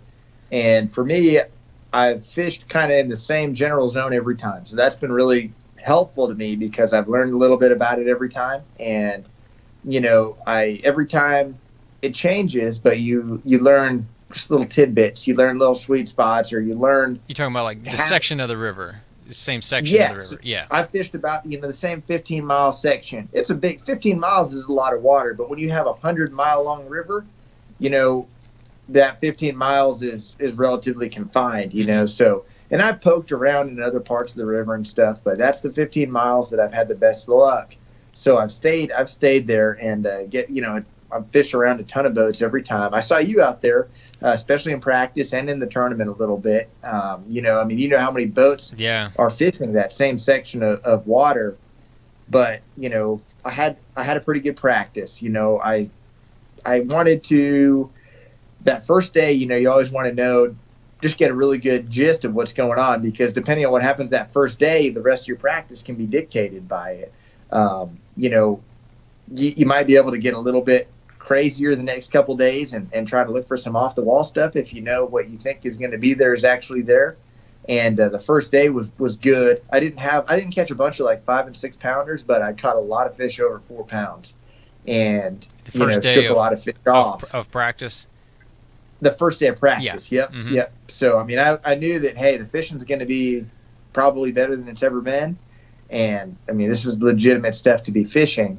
So I just kind of kept bouncing around and expanding on it. And, you know, I didn't dial in a depth zone. I don't know about you, but I caught them anywhere from like 20 to 45 feet. And it stayed that way throughout the tournament. Mm-hmm. But, you know, for me, just staying with one approach, well, the nice thing is on that place, you don't need a ton of baits, you know. I mean, you can pretty much pick up a drop shot or some type of finesse bait and just live with it the whole time. So I didn't have to spend time figuring out what bait they want, what color do they want. You know, I knew what baits they would eat. I could just keep a drop shot in my hand and just find a lot of different areas. And, you know, yeah, I caught some in 20 feet, you know, good ones, and I caught some good ones down to 45 and everywhere in between. So for me, it was just trying to find as many places I could that would hold them, because I ended up having to run them all, because you know what happens, you know, and this is what bites you a lot of times as a tournament angler, is you find something that feels really good. You think, you know, you go through an area and you get 10 good bites and they're loaded and it's a sweet deal. But then, you know, 3 or 4 other guys were fishing it in the tournament, or those fish decide to move. And, you know, I was able to find, for once, I mean, probably more than any other time in the past, I was able to find that situation several times. So, you know, when I would show up in the tournament, there'd be 4 boats there, I could just go somewhere else. Or if I showed up and didn't get a bite, I'd just go somewhere else. And, you know, I ended up having to use all of it.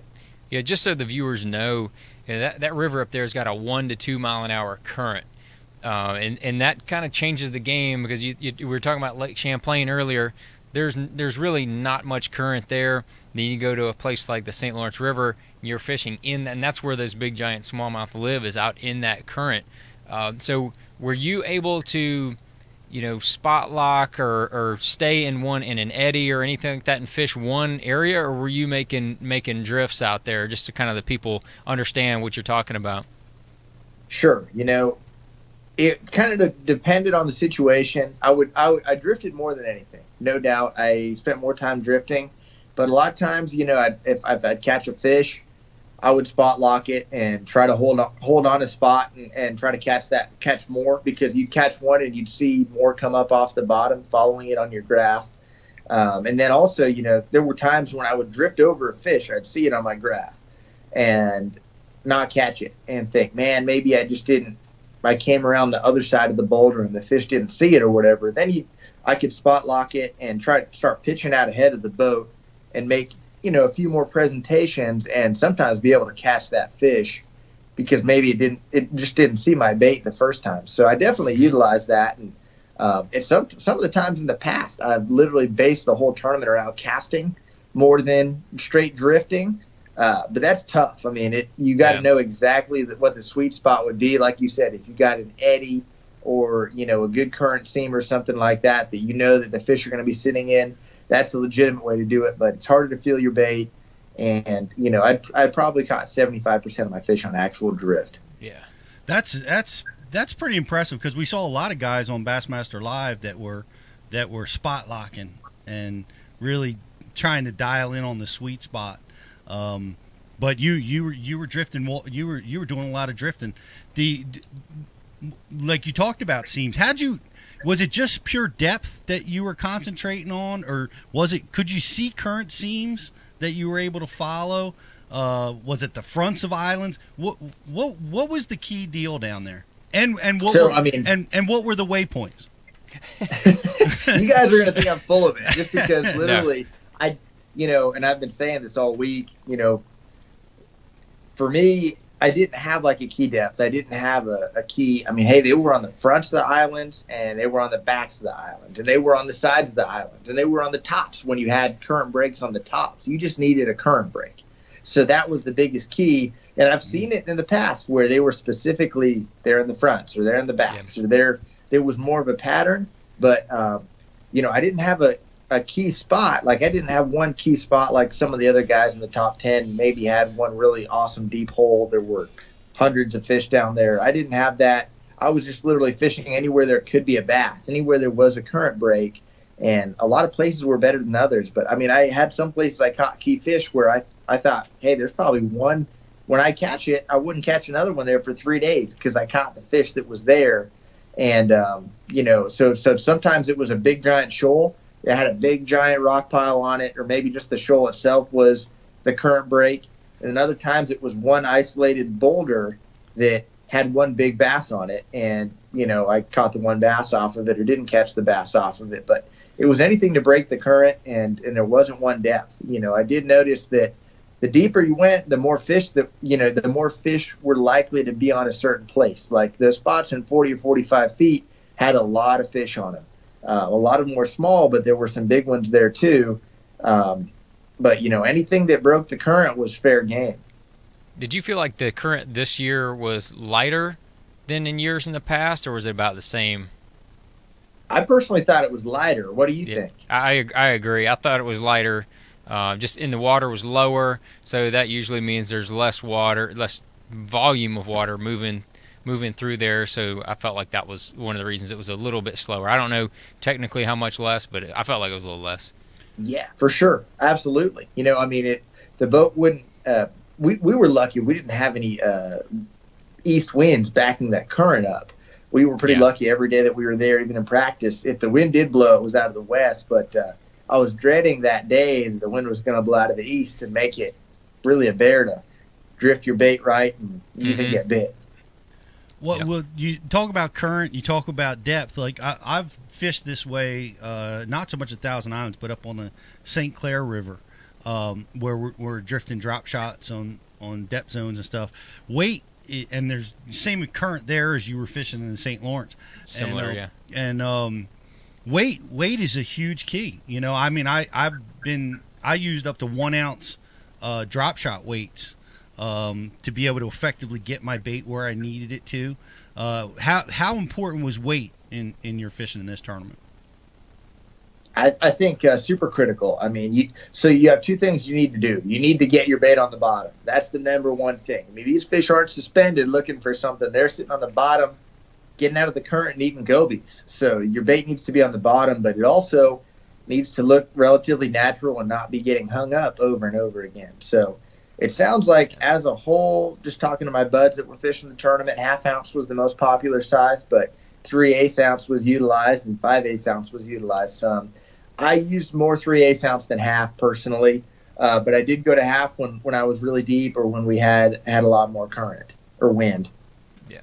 Wow. So that's a lot lighter than I would have thought. But that was something. I got to make this observation. I watched you fish this deal. You're the best smallmouth lander on Bassmaster Live. You just got these long arms. You get that fish, and you got this move, which I love. Somehow you recognize when you got a grip on him, and he's in the boat. Like, snap your fingers, like right now. Do you practice that? You got to be the best at it. Dude, I don't know. I always have felt a little awkward. I've got like awkwardly long arms, man, and they've helped me in very few situations in my life. They never helped me bench press. I bet you guys, I know for a fact, you guys can bench press 5 times more than I can. But I guess they helped me reach out and snatch those fish. I guess, letting them wear themselves out. I brought one fish up to the boat that was way too hot, like the first or second day of the tournament. He wanted to come to the boat. He just came up quick. And it was a big one, and he was upset. And I tried to grab him too early, and, it got sketchy on the side of the boat, and I lost it. So, letting those fish wear themselves down for maybe an extra 30 seconds or a minute makes them a lot easier to grab at the side of the boat. If you want to loosen your drag and let them dig some extra line in open water, it's a lot better for them to be doing that with a tight line down in 20 feet than up in midair slashing their head around while you're trying to grab an angry smallmouth. So trying to tuck them out early is probably the biggest key, and they're ready to come in the boat and take a break when I get them on the side. Yeah, you're the best at it. I think that's an important deal. I watched a lot of the other guys. We saw a lot of lost fish in that tournament. You just commented you lost one on day one. Was that the only important fish that you lost in this event? Yeah, luckily I didn't have any like 6-pounders come off that I know of. I lost a few that felt heavy that I fought for a second and come off, maybe 5 seconds, 10 seconds. and like one or two, maybe 4.5s that I fought for a while. That was one of them. But overall, those smallmouth are so crazy. You get in the weigh-in line with all the guys, and everyone's got the story. I'm sure, John, you got probably a couple stories and heard a bunch of stories of the crazy ones that got away this week, and everyone's got it. So minimizing that is, sometimes you just literally feel lucky. Right. Well, yeah, I agree. Well, yeah, I guess that's true. But come on, you own the St. Lawrence River. Oh, dude.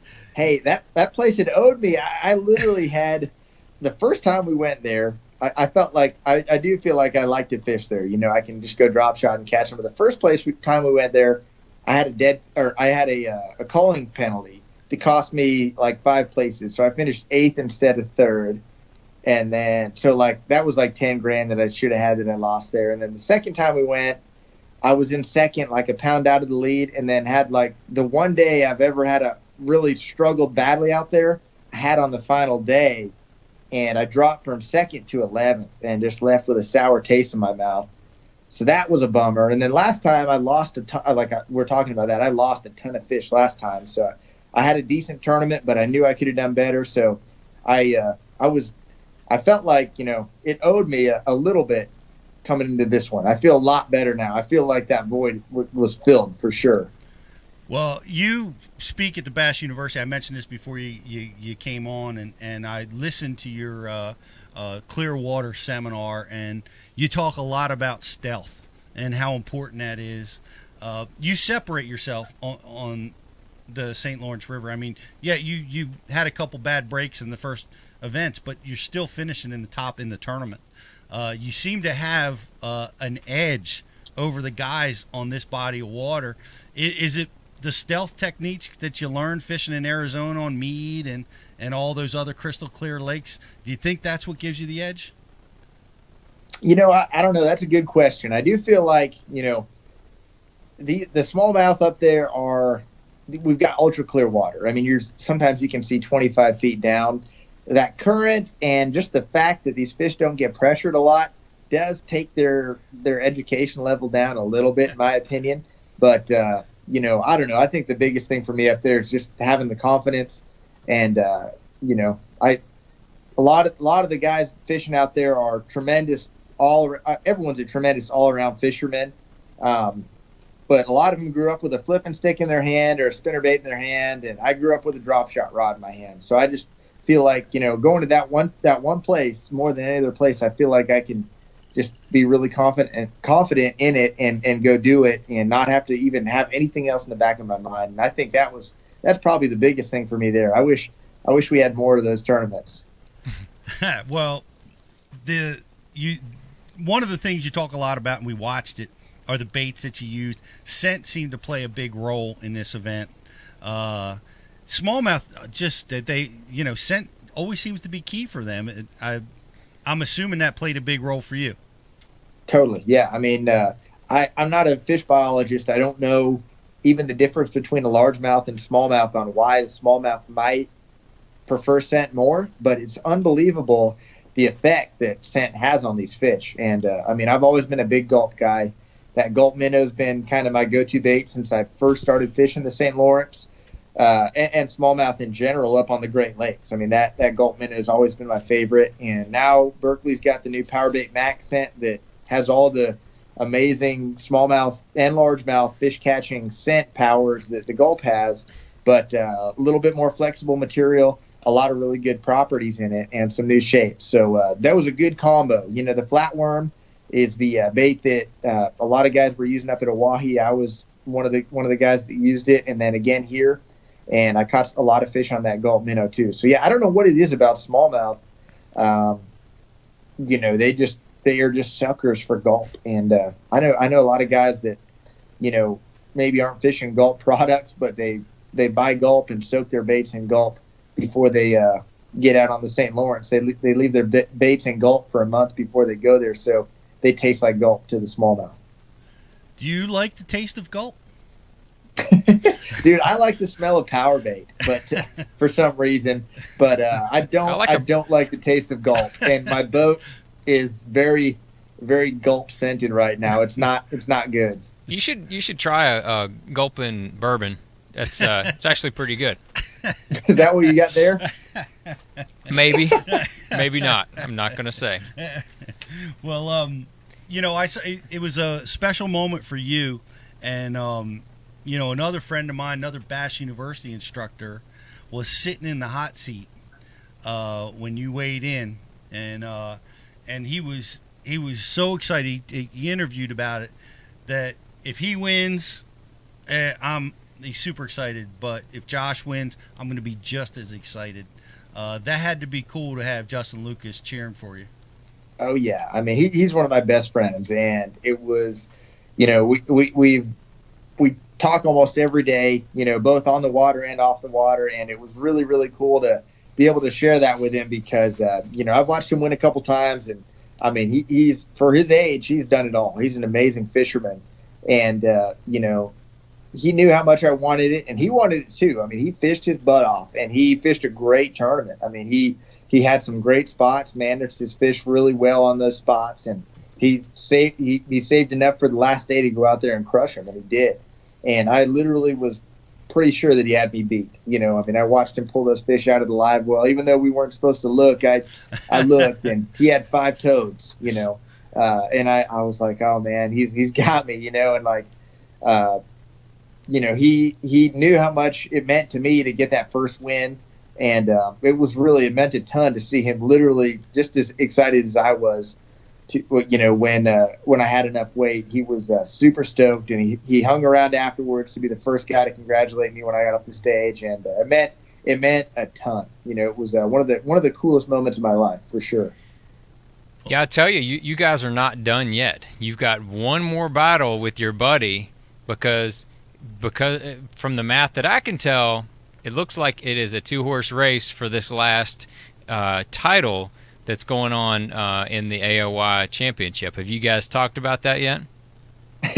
Yeah, we've talked about everything, and it's come up a little bit for sure. I mean, we're excited about it for sure. I mean, yeah, no matter, same thing. We're both going to go in it and do everything we can. I mean, the way Justin's been fishing, I mean, I might be able to go out there and have a great tournament and still, you know, he's got like 10 points on me, and he's been in the top 10 the last like 4 or 5 tournaments. So, if he keeps doing what he's doing, I wouldn't have a chance. But if he leaves the door open, there is a chance. And you know, either way, we're both going to leave there, you know, feeling good about the season. But yeah, we're both going to go try to go out there, as you know, and do everything we can. And hopefully it's really exciting. And hopefully it's, no matter what, hopefully it's as close as it was this week. That would make it really, really fun for sure. Yeah, I think it's going to lend itself to be an exciting event. I think that fishery that y'all are going to is going to really bode well for you. So I think that's going to put a little heat on Justin. And either way, the Angler of the Year is going to be somebody that I like, and I think that is really cool. Well, thanks, so man. Because the other AOYs have been all jerks. You know, no, but there's a few that you're just not you're not fans of. I mean, you know what I'm talking about, Josh. You guys just like if Justin, when he wins a tournament, you're pumped. You know, that's like, dude, you like, it's your friend. You're like, hell yeah, dude. You know, he won, and then and then there's guys that you're not so fond of that win, and you're like, you know, he won when you're asked about it. So you feel really awkward and you don't know what to say. But now, no matter who wins, I'm going to be like, yes, yeah, that was pretty cool. It's right on. Well, thanks, dude. Yeah, that means a ton. That's really, really awesome. I know what you're saying for sure. I do. Right. So are you guys going to be rooming for this last tournament? Are you going to be purposefully not talking to each other during practice? That's hilarious. I mean, we talk.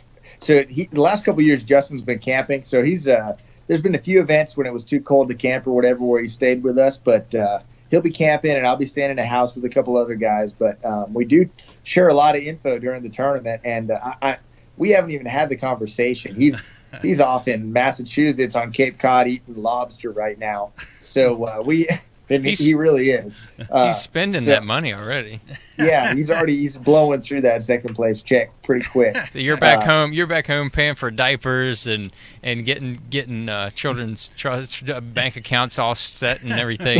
Yeah. Yeah, I'm putting together cribs and doing all this stuff right now. But Babies are us. I don't even know if we'll, I mean, we haven't had the conversation, but I mean, honestly, just for the sake of the tournament, we probably shouldn't share too much information during the tournament. We'll see. I mean, we'll see how we'll talk about it. What would you do, John? Like I wouldn't change anything. I mean, like when me and Ish or me and Mike, when we make a classic or an AOY or something like, or we make a top 12 together, we don't change anything that we're doing. We just keep right on rolling with it, and that's just been our philosophy over the years.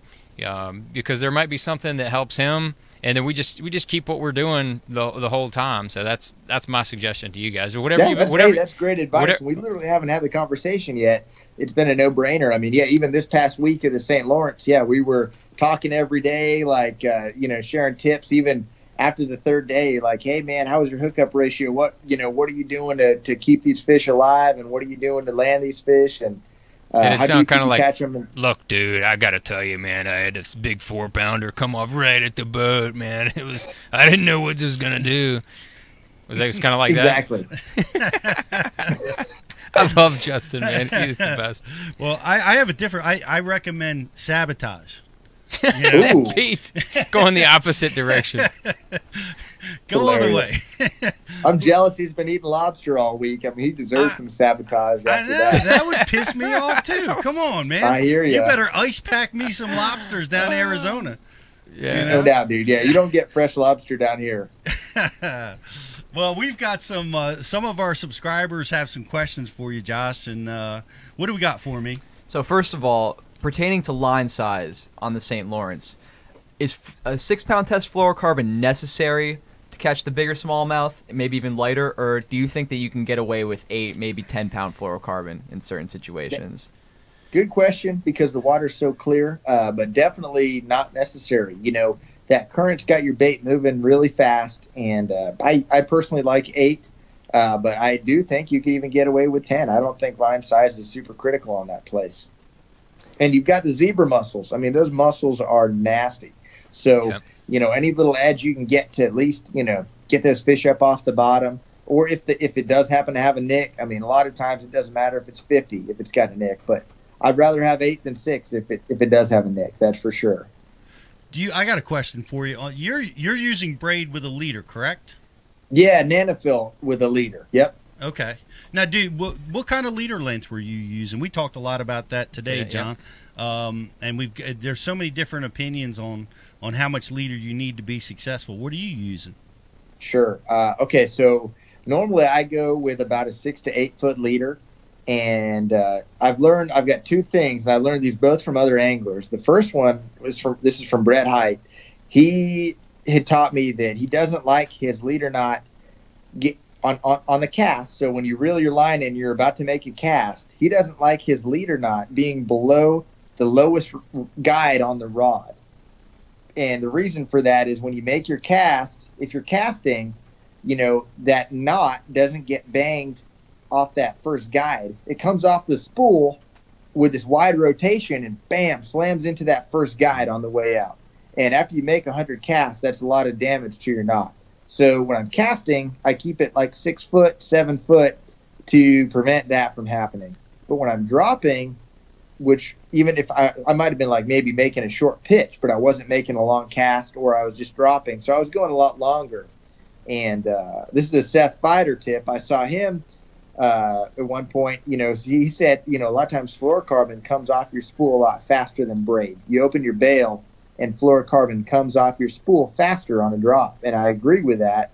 So, if you see a fish and you're trying to get it down quick, sometimes having like a 15-foot leader, that first, 7, 8 feet of line comes shooting off your spool real fast and gets your bait down faster. Excellent. What else we got for me?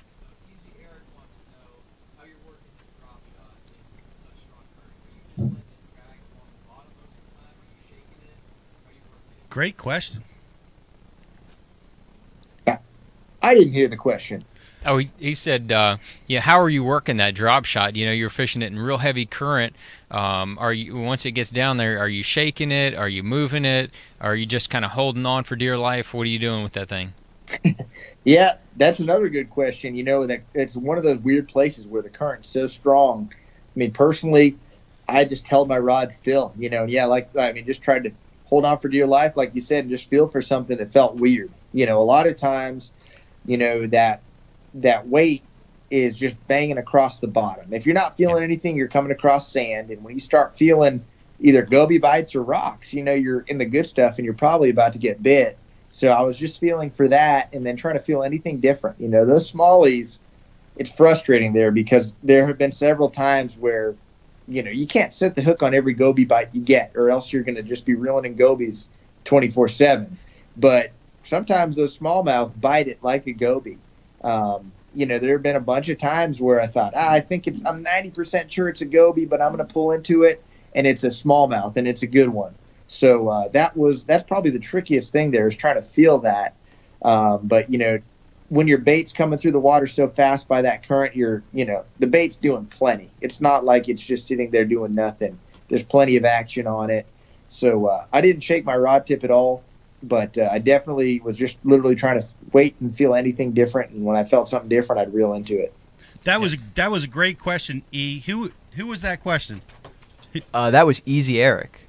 Easy Eric. Easy. I thought it was Epic Eric. It's Easy Eric. It's a different. Not Eric. intern I Eric. call him Egregious Eric. Okay, but because we're talking about drop shotting, we're going to give Easy Eric 2 Frogs. Terminator frogs. Why not?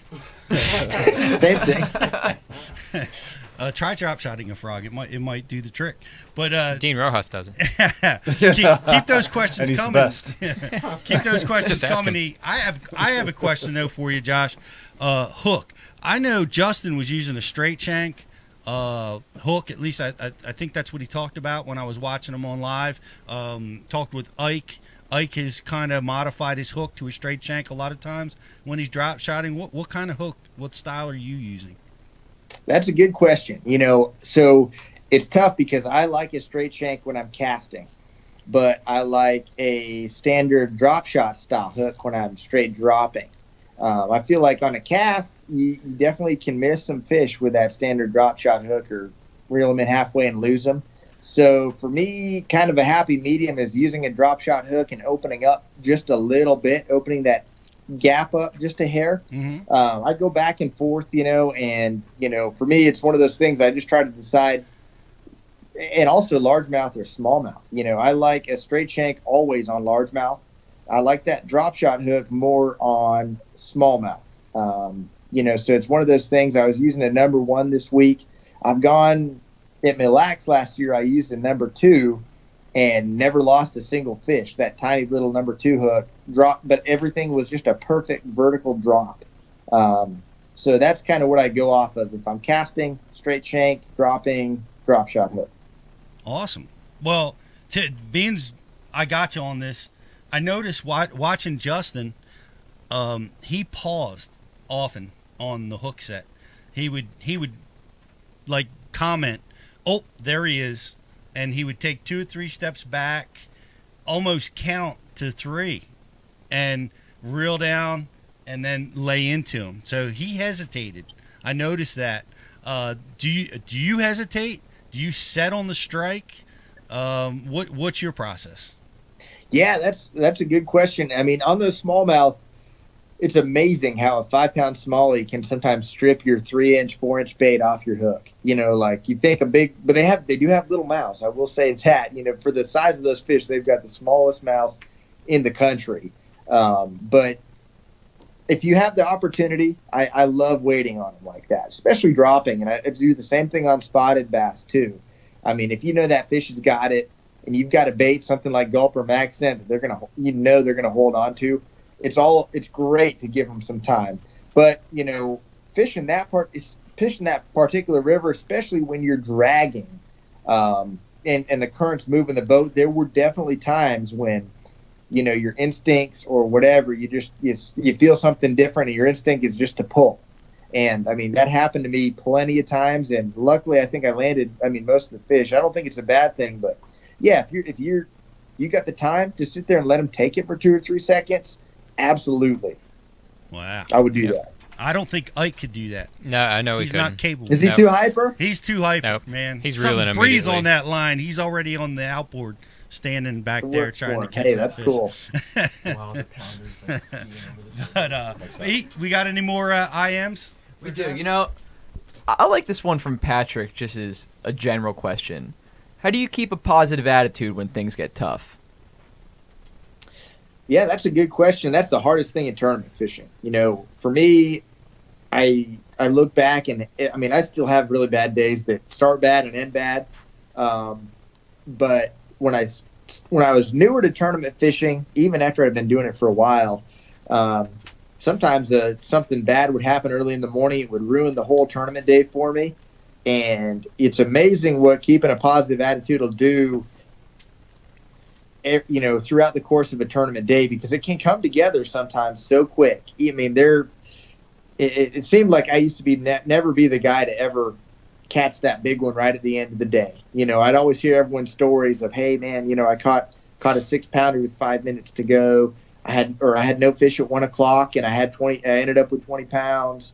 And you know, I think probably one of the biggest things that you can do is just in your head, just know that, hey, that's out there and it's possible. And if you stay positive and fish hard and continue to try to make good decisions, even when you've lost your first 3 bites of the day, or there's someone on your start spot and you start somewhere else and you don't catch anything, or, you know, whatever, you know, bad can happen. You know, your trolling motor breaks and you miss 3 hours of fishing and you only really get started at 10 o'clock, whatever it is. You know, something doesn't always come together, but if you try to keep a level head, it only takes 1 bite to turn things around. And, you know, just knowing that and keeping that, you know, fishing hard until the very last minute. You know, don't give up with 30 minutes to go. Don't give in and go fish near the ramp. You know, give it, you know, until the very last second. You know, it literally only takes 1 cast. And I know that's a cheesy thing to say, but last year, I mean, literally, I bet 4 or 5 tournaments I caught my biggest fish of the tournament within the last 20 or 30 minutes of a tournament day. And that's no lie, you know. So, and it never really happened before. So last year was a good eye opener for me to start to recognize that. And, you know, you just try to remember it, because more days start off tough than they start off good. You know, it's rare that you pull up to your start spot that you thought you're going to blast them and actually blast them. Usually it's like, what am I going to do when I go to my first 3 places and don't have a bite? Right. I remember some of those tournaments that you do pull up and blast them, but I just don't remember any in like the last 10 years. So that's just the way it works. Happen. Yeah, it doesn't happen very often, but yeah, I'm like you. I think the only thing I would add onto that, you're dead on, is that you have to train yourself. You have to train yourself to think like that, and to just and to be okay with whatever the outcome is. And you know that you prepare and you work as hard as you possibly can every second you can, and whatever the outcome is, that's whatever that was meant to be, and then you're on to the next day. Or like like me, I'm on to the next year because I'm done. Well, I've been there, man, more often than you, so I get it. For sure. Yeah. I know we all have. Patrick, great question. For that, we are going to give you a G-Force handle by TH Marine. I know John's with TH. I don't know if you work with TH, Josh, but here at the Bass University. Oh yeah, for sure. Excellent. We the handle I use. Yes, but we work with the company T&H. I don't know why we do, but that's what we work at Bass University. A little Ike Live humor there. But we're going to send Patrick a. I can't. He has to say the "and," doesn't he? We screwed up that name for like 10 years. I think we're just starting to get it right. But now we say it wrong on purpose. Yeah, because it's fun. It's fun. It's fun. What else we got, E? As E is searching. Here's one. So, color selection when drop shotting. Do you vary it on cloudy days or bright sunny days? And if you could only pick one color for northern waters like the St. Lawrence, what would it be? Yeah, good question. 100% I varied up. I don't have like 100 different colors in my boat, and especially, you know, up north, I have less colors because I feel like, you know, they're not always easier, but a lot of times those fish are a little bit less pressured, and they, you know, I mean, shoot, when you get on a goby fishery, green pumpkin is almost all you need. They're definitely, and hey, that's the most stereotypical thing you could ever say in bass fishing. Green pumpkin's all you need. But really, that's the one color. If I could have one color, that's it. But like St. Lawrence was a good example. I used green pumpkin early in the morning so they could see it a little bit easier. And when that sun got higher, I switched to an emerald shine or minnow.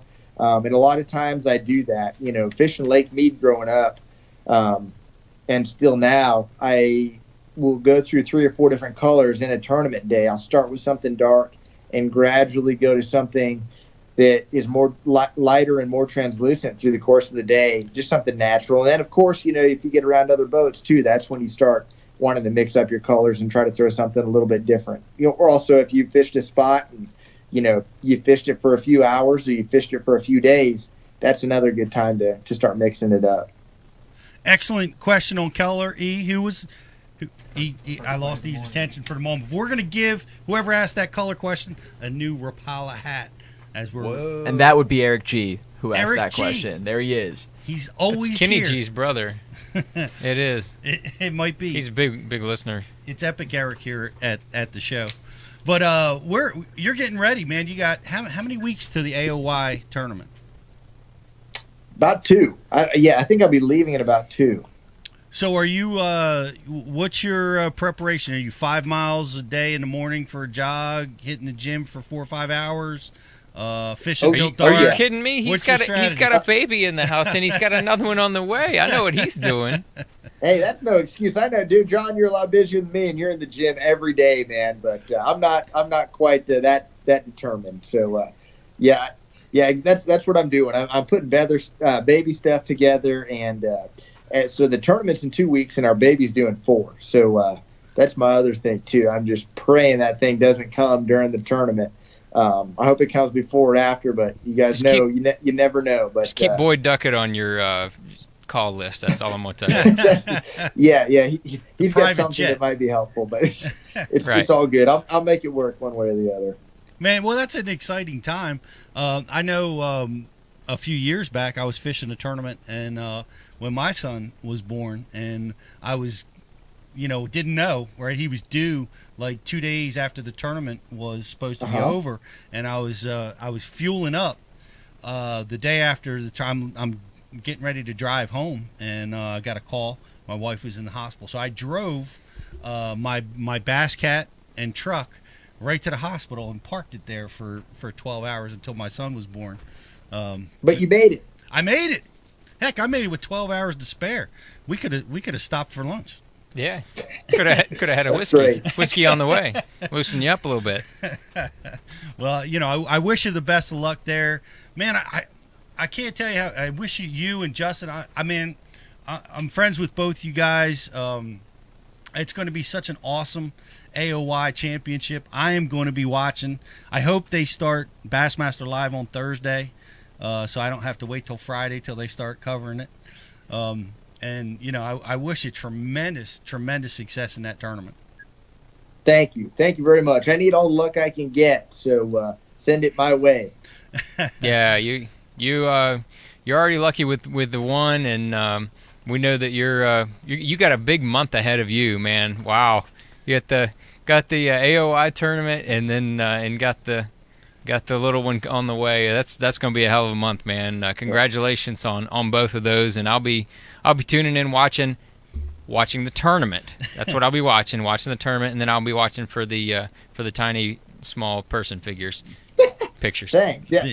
If you guys have seen Tin Cup before, when Kevin Costner's got the shanks, his buddy takes him out and makes him dress all crazy and look, embarrass himself, and then he loses the shanks. He starts hitting it perfectly. Well, I'm hoping all this distraction will make me fish really well in that tournament. Well, maybe you get there and all you think about is just going fishing, right?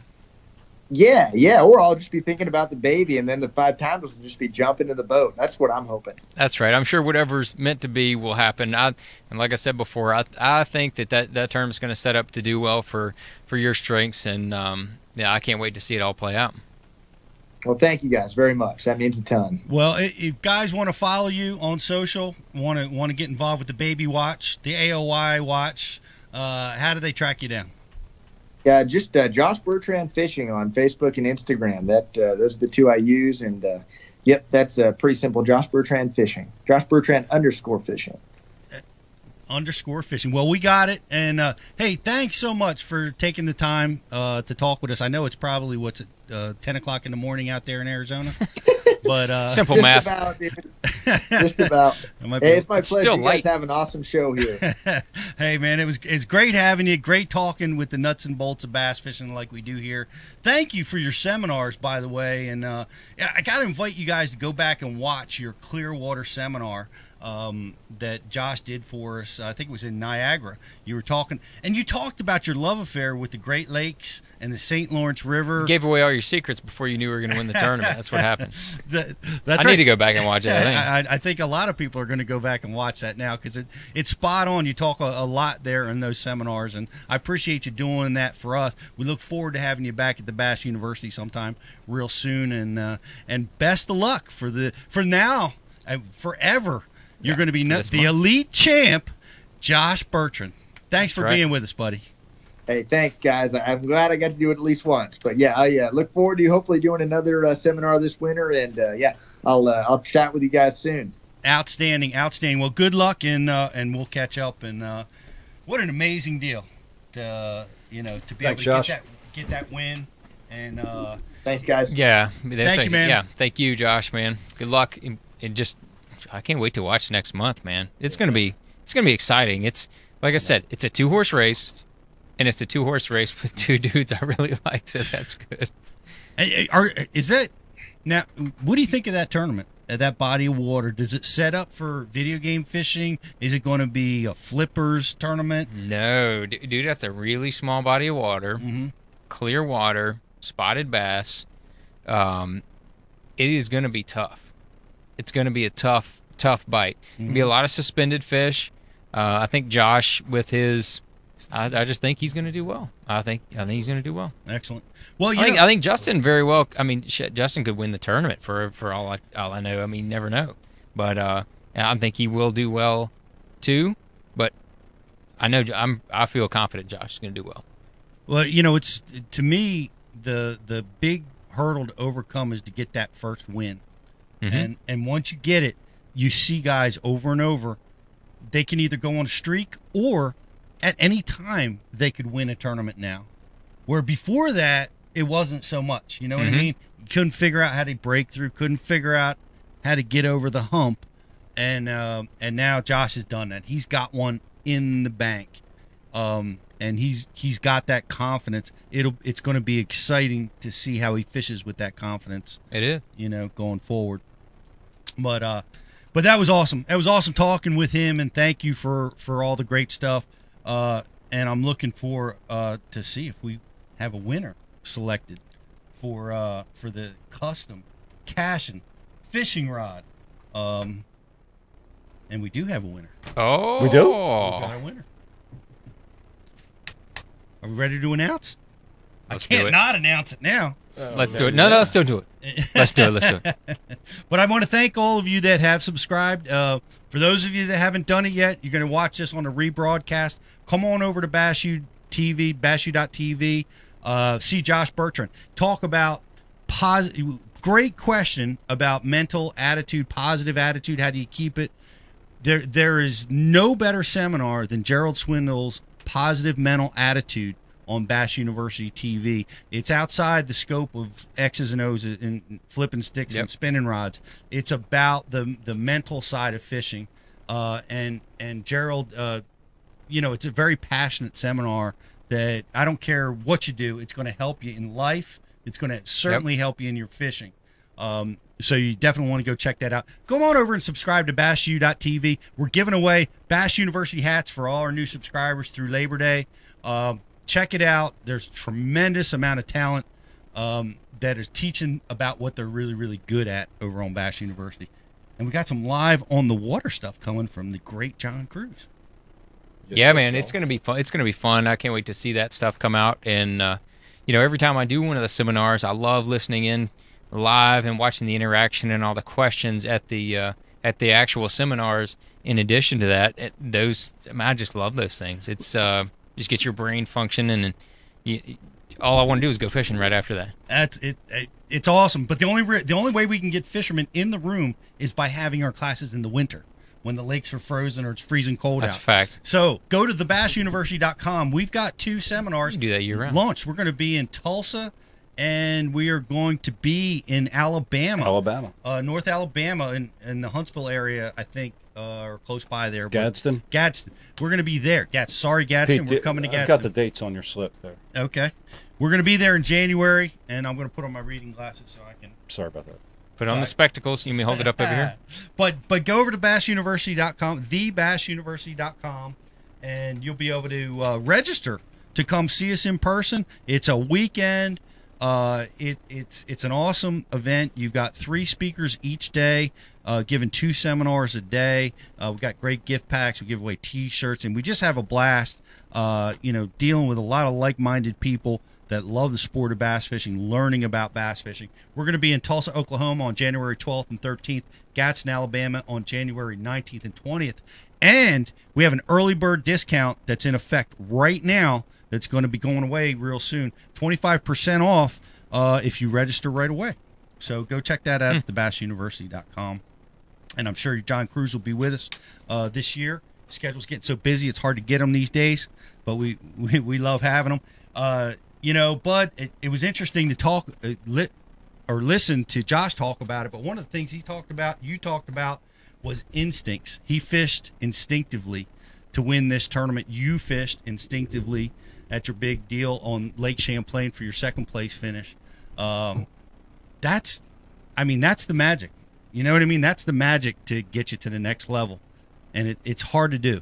It's really hard to do. Yeah. That's what happens when you're in the zone, is that you just fish your instincts, and you fish what feels right and what's going right. But I can tell you, sometimes your instincts lead you in the wrong direction, but you can't question them. And I'll give you a good example of that. Last year, Justin Lucas on the Elite Series totally sucked. Mm-hmm. He had, I don't know where he finished in the points, but it was down in the bowels. In the bowels. It was a barnacle section that they usually scrape off at the end of each year. Yep. And he was really stressing about that. Yep. He really was. And I talked to him right at the end of the year, and he was like, "Man, I don't know what's going on." He missed the first 5 tournaments or 6 tournaments or something. He didn't even get a check, and then he got a couple checks towards the end of the year. And I talked to him. It was not at the last tournament. It was like second or third to last tournament. And I just went over to him and I said, Justin, look, you are who you are. This year of you fishing, that's not who you are. You're going to come back to who you are. Your body of work is long enough. You're going to come back to who you are. This is not who you are. And I'm not even making this part up. I told him, I said, you're going to be in contention to win Angler of the Year next year if you don't win it. And I told him that during the year last year, and he's like, no. He's like, no, dude, I don't, you talk. I love it. No, dude. I said, seriously, you're going to have a great year next year. I said, you're not going to fish like this again. You're better than that. I'm just telling you right now, you're not going to fish like that. And sure enough, he's just been absolutely caving their heads in every tournament this year, just fishing out of his mind. And that's more of the Justin Lucas who he is. That's who he really is. I mean, this dude, he's going to be in the top 10. He's going to be like a Van Dam for the next 5 or 10 years, in my opinion, to where he's in the top 10, 15 every year in AOY. He's going to bounce around in and out of the top 12s most of the events. He's just in the groove. He's just in the groove. And I guess he doesn't want to. He's a great angler. He really has proven it. He's won several times. Mm-hmm. Made so many classics. Contended for Angler of the Year. Is right there in the hunt this year. And I think that's something maybe inside of him that doesn't want to admit that he's got this kind of talent, because it maybe keeps driving him forward. Keeps driving him to learn. Keeps driving him to be better. Yeah, that's that paranoia about the great ones don't understand that they're great, because they think somebody else is going to catch them, and that's what keeps driving them to do better and better. That's what Jerry Rice, when he's one of the best wide receivers ever, he was always paranoid. I mean, from the time he was in high school all the way through the time he finished in the NFL, he was paranoid that somebody was going to be a better receiver. He was like, oh, he talked about it a lot in interviews. Somebody's going to be running more routes than me. Somebody's going to be doing more work than me. And so he would just relentlessly work because he just knew somebody was going to catch him and get better than him. But that's what kept him on top. And I feel like that's kind of Justin's mentality, and he probably doesn't even know it. He just knows he's just going to continue to work his butt off. He's one of those Iconellis that is on the water before everybody and off the water after everybody. He's one of those kind of guys. Yeah, he certainly is. Like I said, I fished with him in a tournament when he was a co-angler. And his talent was exceptional on Champlain. On Champlain back then, just to see him be so successful there, and and he stepped into not long after I fished with him, he stepped into the pro side, and it didn't take him long to get his first win and make his first accomplishment. So it's going to be a great battle, man. Couldn't ask for any more, right? We got two young guns, two winners now, right? So now you got to see Josh as a different kind of threat. Right, and that's right. And not to give more anxiety to Justin, but now he's a threat to win. Yeah, but just like Josh said right there, if he goes out and wins that event, nothing you can do. Justin may go out and finish 5th, and and Josh still doesn't win Angler of the Year. So that's pretty amazing. But as a cancellation prize, if he does go out and win that, he gets $25,000, which is nice. Yeah. But anyway, he does. Angler of the Year is the thing that they could never take away with you. And you get win one of those, you're a household name. Personal side note on the Angler of the Year deal. Personally, they should be done right now. It's over. The whole season, the whole field competed. The top guy's the top guy right now. I can't disagree with that. Personally, I'd like to see it end right now. It's an undue pressure put on those anglers to now go compete in another event.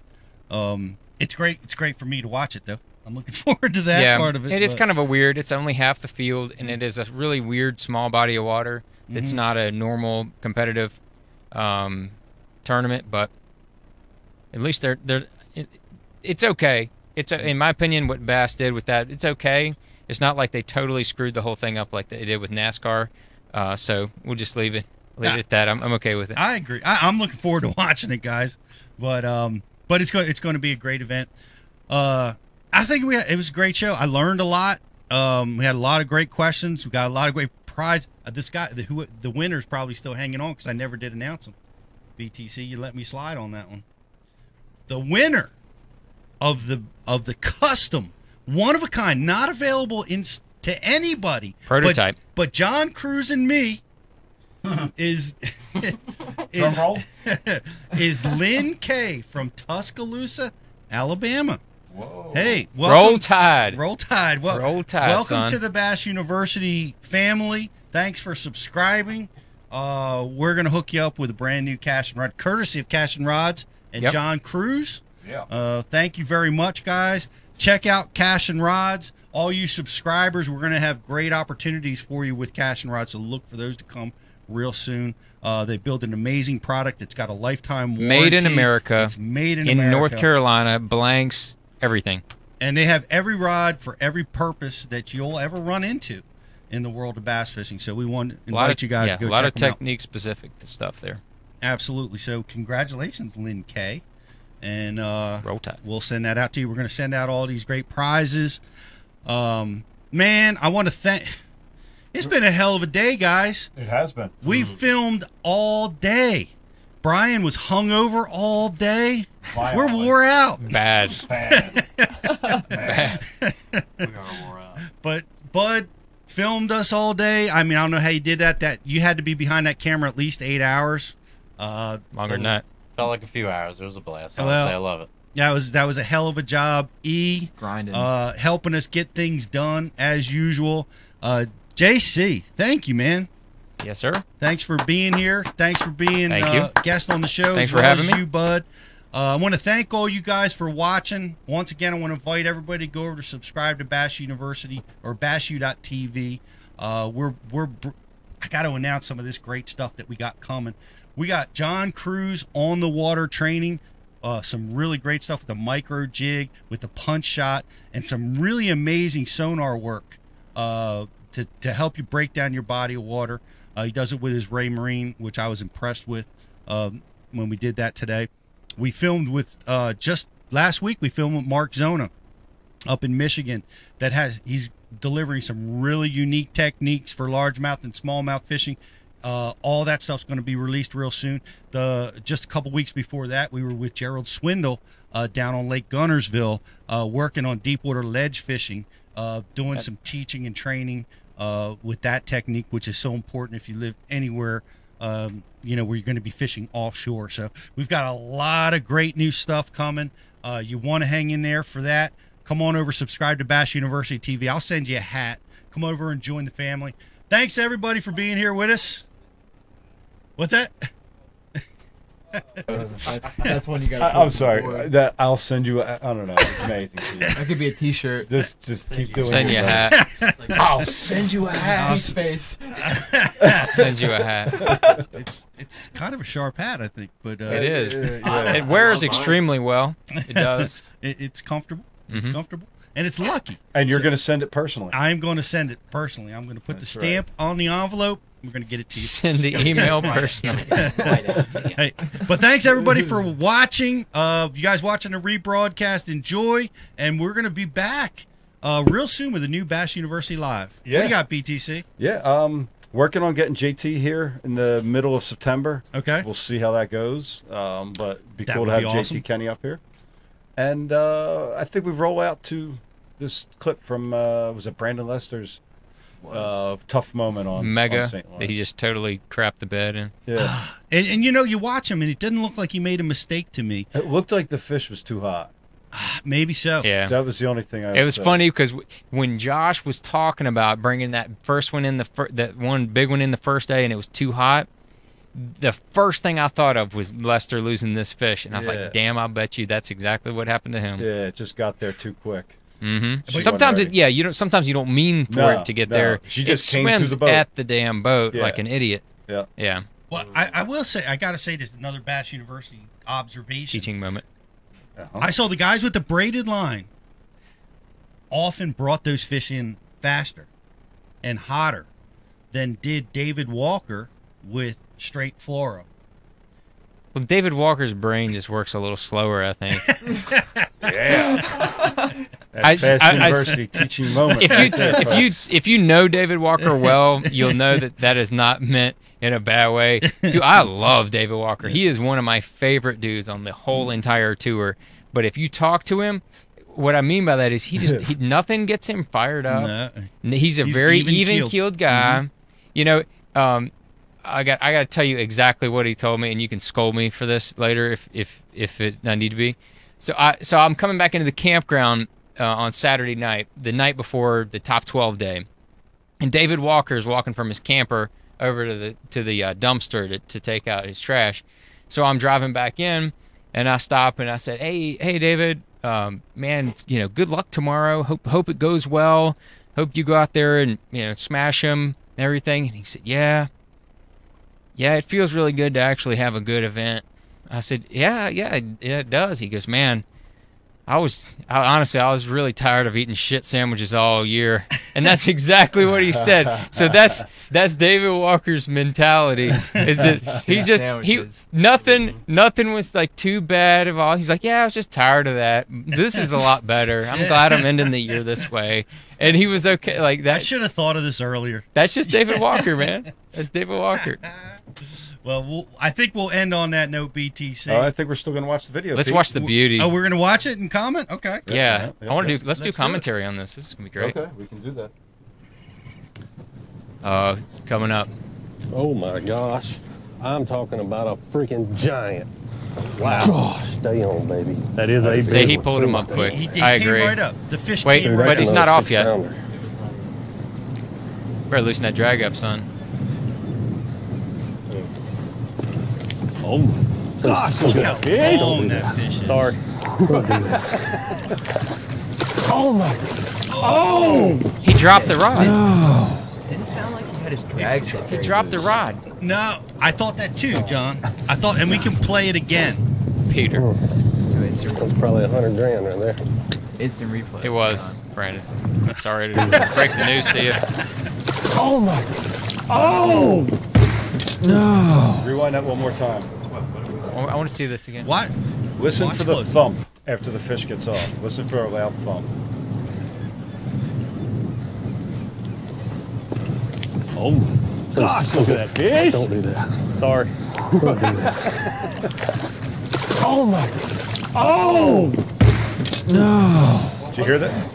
What was that? That was Davey Height punching the table. Oh, because Davey was Yeah, caught up in the moment. Yeah, he was right. It was Wow. Davey Height Yeah. punching the table. Dang it! I remember that part of it. Wow. I screamed at my house when I saw it too. I almost punched my coffee table.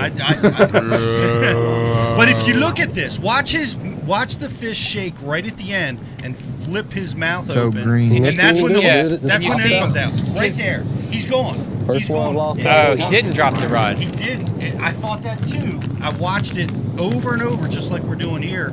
And that fish, he describes it. He had it in a awkward part of the fish's mouth. I thought that thump was dubbed in from Eric the intern's catch yesterday Dude, of the fish lost. this was me 24 hours ago. Could you? If Do you have that? Can Yeah, you throw hang that on, up? I'll pull it up. You can't pull that up, can you? I can pull that it would be up. fantastic if you I could, because can it make it is happen. it is very similar, the Yeah. fish loss and the reaction. This was- Yeah, I'm pretty sure that's Davey punching the table.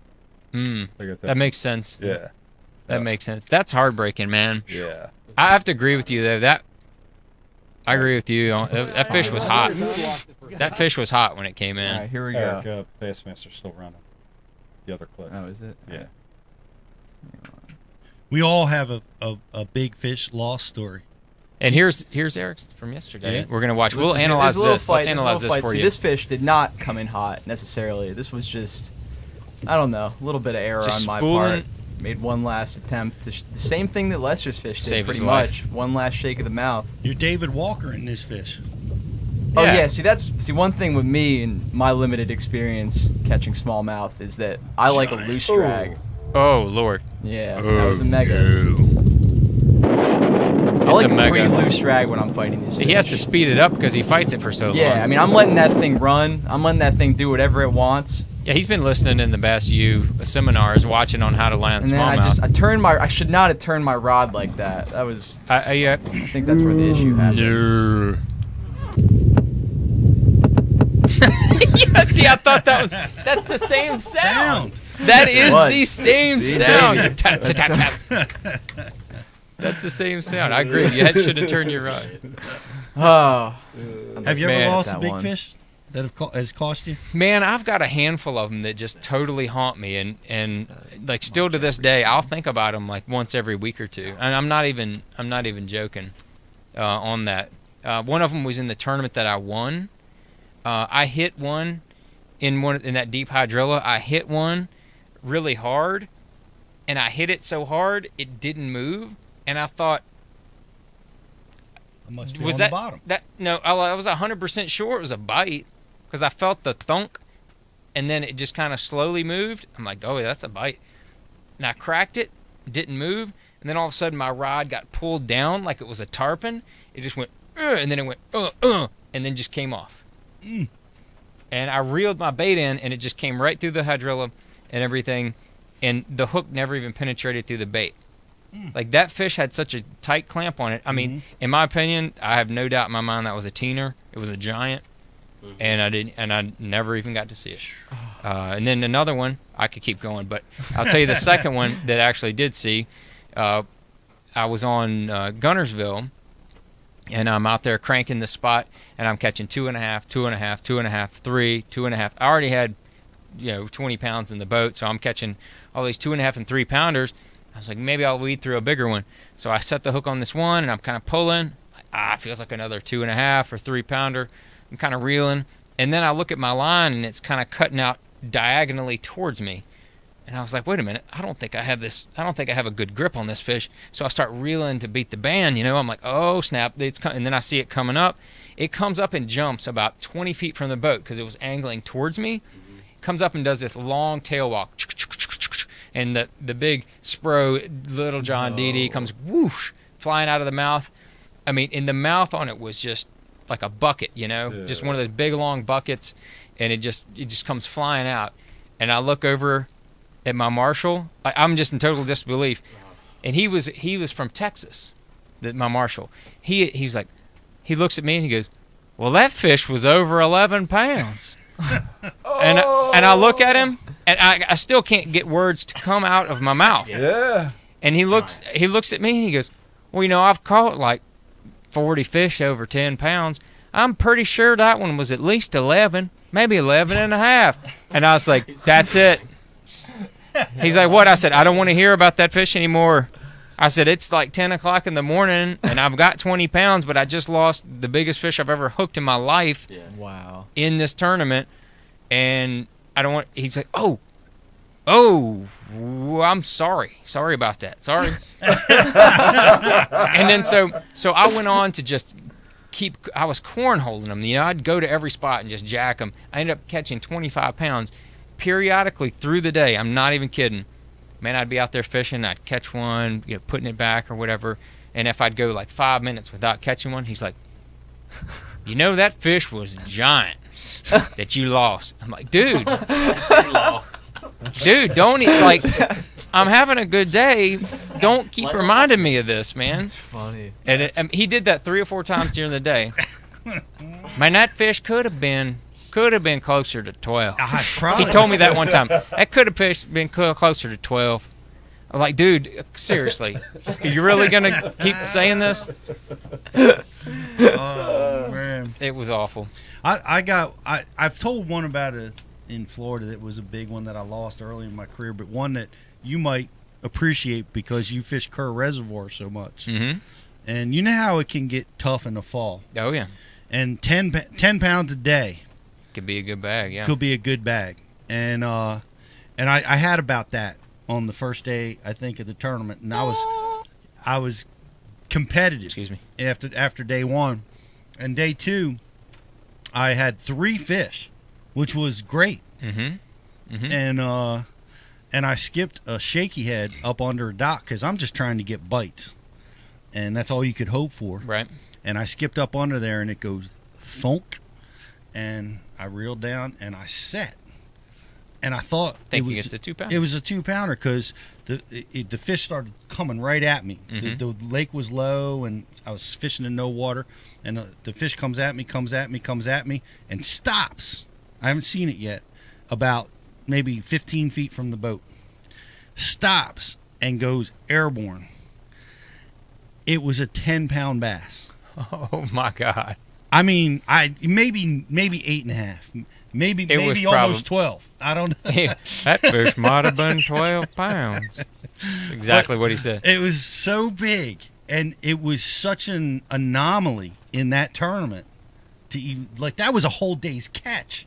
Mm-hmm. And he jumped, and because he swam right at me, I never had a hook in him. Mm-hmm. And he jumped, lost him, and if you got quiet wherever you were in the United States at that time. The loudest F-bomb in history. There are some F-bombs being dropped. Not made out of a Iconelli. You could have heard me there. But oh my God. That's an amazing. It's unfortunate, for Lester to man. That sucks, dude. That really sucks. I don't. We've all been. I mean, there, it's hard to say that. It's hard to really pinpoint what he did wrong. Mm-hmm. Sometimes they just come off because they're son of a guns, man. Right. Sometimes they just come off, and that could have been one of those instances because that fish had already jumped 2 times. He had to have had a pretty decent hook set in it, and then to just come out like that. Oh. And I looked at him and like you, I was trying to fault him. Like, what? Where's the mistake? I couldn't. I could not find one. Yeah. That's just fishing. Yep. That happens sometimes. BTC, you got anything else for us? We are no. We are selecting a sweet clip to roll out on. That's about okay. All we can handle. Are you guys ready? How far back's the boats? Huh? Never mind. Yeah, we're about ready. Yeah, we're ready. We're ready. Well, hey, once again, I closed the show 15 minutes ago, and then 15 minutes before that. So I want to wish everybody happy Labor Day weekend. Have some great fishing. Hey, you guys that are putting your fishing rods down in the fall, man, you guys got to keep them going. This is my favorite time of year to fish. Fall fishing is amazing. If you're not fishing in the fall, spend your time watching Bass U TV. Get your studying done now and get ready for the spring season. That's what a lot of us do. So thanks again for watching. Thanks, JC. Thanks, Bud, BTC. Thank you, guys. We will see you next month.